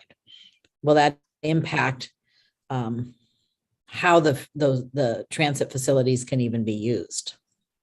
Could you speak to the piece that you're highlighting for the city of Portland? Well, it's not up in front of me any longer, so. But the comment that was just made by the city of Portland, by the Portland representatives about not putting valuable land into park and rides facilities. And I don't know if that means how they're defining where those locations are, but I'm also curious to know, if you don't have park and ride, will you be able to utilize your transit as effectively? I guess is my question. Hi, this is Catherine Kelly again. I'm actually with the city of Vancouver. Oh, I'm sorry, Catherine. Okay. That's okay. That's okay. So I was speaking on behalf of city of Vancouver, and with this investment, we realized that we're going to have some parking to support the transit, and that's something, as we enter into the next phase of this program, we need to look at where the potential locations are, and in coordination with where the transit station actually lands. So I just want to be clear, I'm not saying there would be no park and ride parking provided, but we do not want large park and ride structures taking up valuable transit-oriented development areas, the land that could be used otherwise for mixed uses, to support just the variety of activities that we do want downtown. So I just want to make that clear, and hopefully that helps clarify some of the question.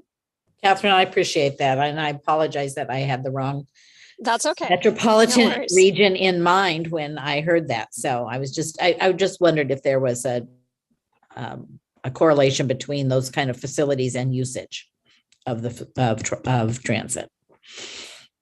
Sorry, Dana, I didn't mean to call you out there. It's okay. No, and it's a very good question. And it's a fine balance, again, balancing our vision for our land uses downtown, while knowing that we do need to support having some parking if we're going to have a transit hub in our downtown. So that is something that, again, as we go into the design phase, we're going to have a lot of conversation about that. And that will be a community conversation for sure. So I just think there's a lot more that we need to investigate and look at opportunities through this program. Thank you. And then I think Bill will be our last question before we go to public comment. So Bill, Sure. take it away. And mine was just a comment, and maybe Greg can take this and run with it. But since the federal funding has been saying all along that we need a light rail system, maybe the federal properties for transit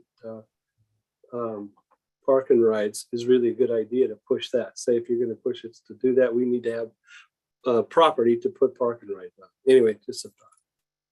Different federal agencies, but we will, that question will get posed about how we can utilize different destinations in this combined transit system to get folks to where they need to go. So we will ask the question. We'll send letters to our senators and representatives.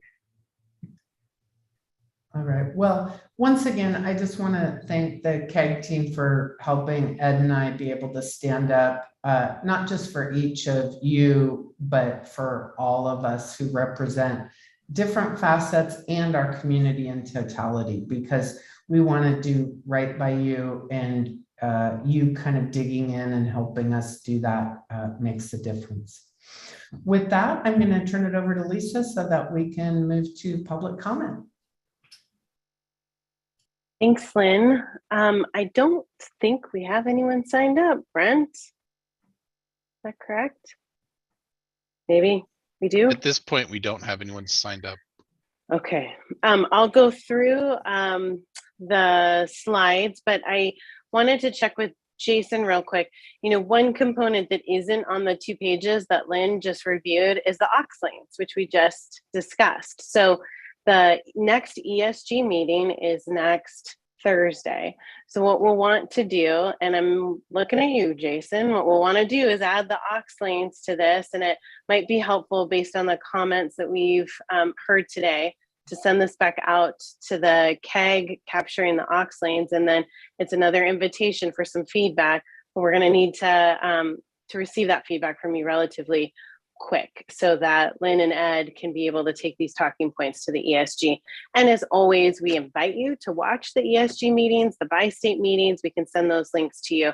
But I think that's probably an appropriate next step to kind of finalize those key components of the LPA. So Jason, does that sound like an appropriate plan moving forward? Absolutely. And, you know, we have all the time in the world to do that in. So there will be a very quick turnaround, and I will get those the updated document out to you, and I will put a deadline on it. So I won't just say as soon as possible or please when you can, but I'll put a deadline on it to say please do respond. That May 5th meeting, as Lisa said, is on Thursday. I think it's even early in the day, and so as we want to get the materials put together, reviewed as quickly as possible. And the ESG also gets their materials in advance. So we'd like to see them to have this in front of them as well before Ed and Lynn present. So yes, I will get that to you on Monday. Great, thanks, Jason. All right, I'll run through the slides just in case we have someone that was anxiously waiting to hear what that call-in number was to be able to provide feedback. What's next? We'll go through that, and then I'll give that public comment number. So early May, we want to identify the program recommendation. That is next week. So pretty exciting to be at this place where we have the pieces of that modified LPA being presented. We have the Bi-State Legislative Committee on May 6th from 9 to 12. During the months of May through July, we'll review and seek endorsement of the recommended modified LPA by our partner boards, councils, and commissions. And then the Bi-State Legislative Committee will meet again May 20th from 2 to 5 and June 17th from 9 until 12. In July, we're hoping to seek ESG consensus recommendation to move the modified LPA into the SDEIS environmental process, and then the Bi-State Legislative Committee will take consideration of the modified LPA and hopefully action July 21st from 2 until 5. So the timeline beyond the summer of 2022, continued engagement and outreach. The program moves into the federal environmental review process. In the fall 2022, updating the conceptual finance plan in preparation for the 2023 legislative session. Ongoing through late 2023 would be additional analysis as part of the NEPA process. I think you've heard often from program staff. We'll be looking at that once we get into the environmental process. I think some of those details that members of this group have been seeking really will be part of that next phase. And then ongoing through mid-2024, additional development of design details such as bridge type, active transportation facilities, and transit details. Next program meetings, Executive Steering Group, May 5th, 7:30 to 9:30 a.m. By State Legislative Committee, May 6th. Community Advisory Group meeting, May 12th. We're back again in 2 weeks.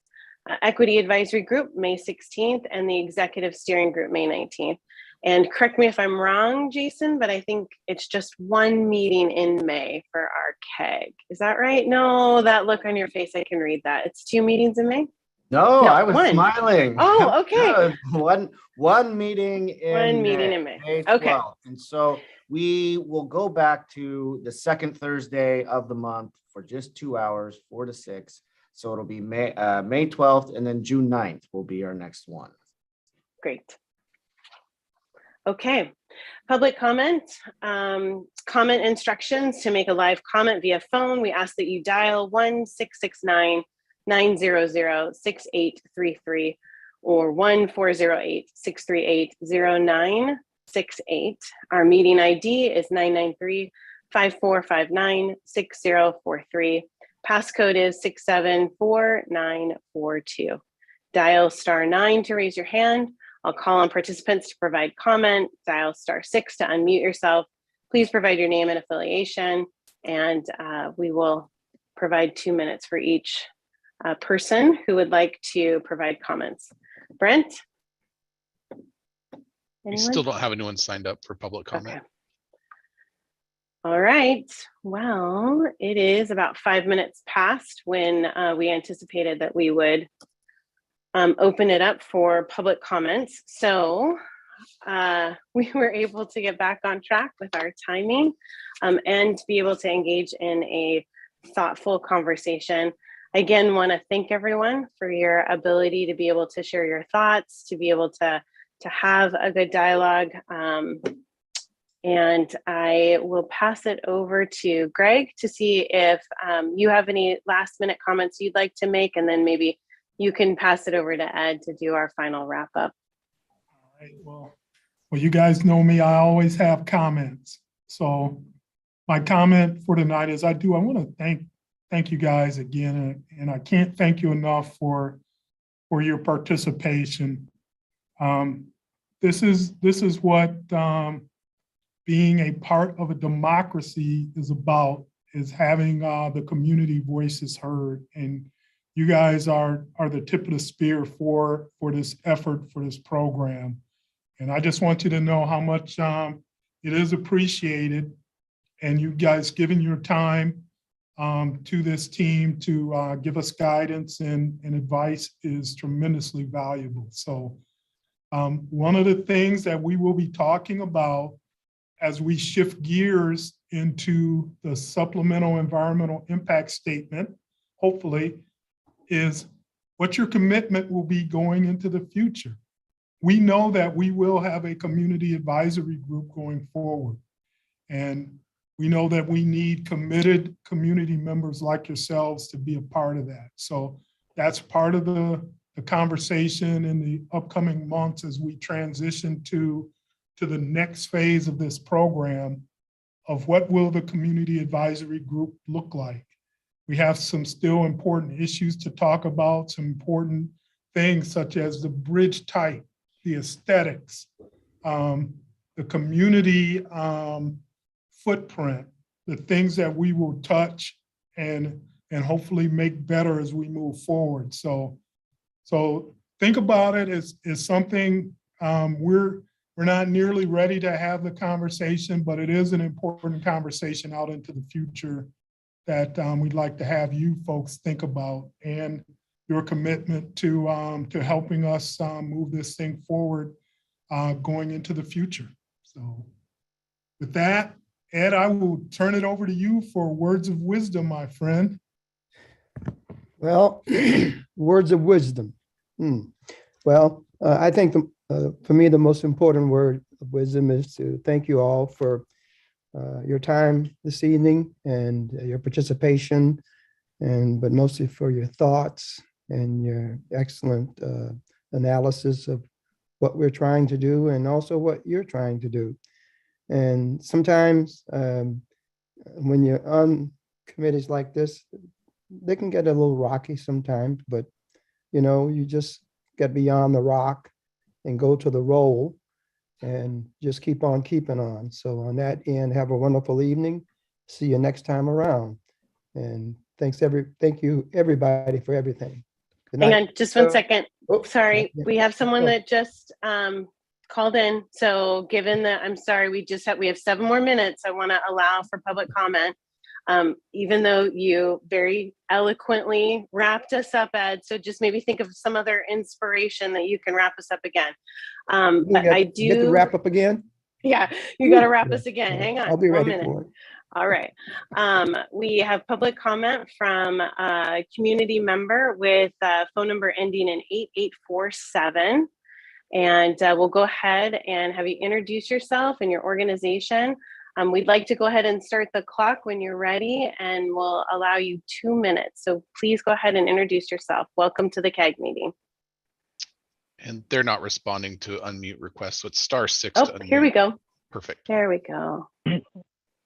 Hello, my name is Justin. I live in Vancouver, Washington, just on the other side of 4th Plane. And Hi, Justin. I was just curious. Yeah, did you hear me? I did. Go ahead. Okay. Yeah, I live in Vancouver, just on the other side of 4th Plane, and I was just wondering about the light rail transit that was going to be coming over, and that there's 2 questions I had about the light rail that was going to be coming over, and like where would it be like ending and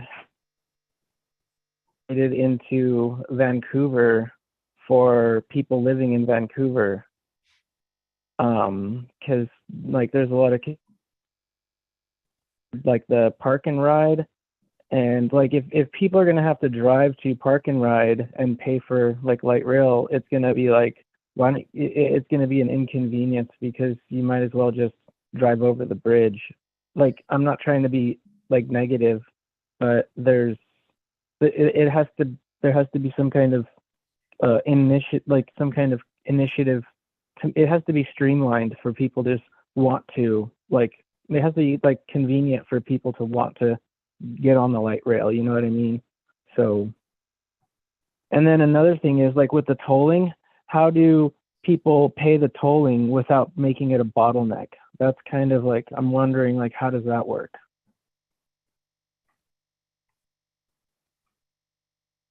Thank you, Justin. Those are good questions. We don't have all the answers right now.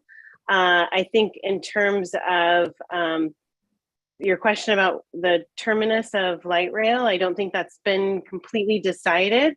We're in that process. And the same with the tolling and the park and ride. So I would say that the program can follow up if you want to send an email to info@interstatebridge.org.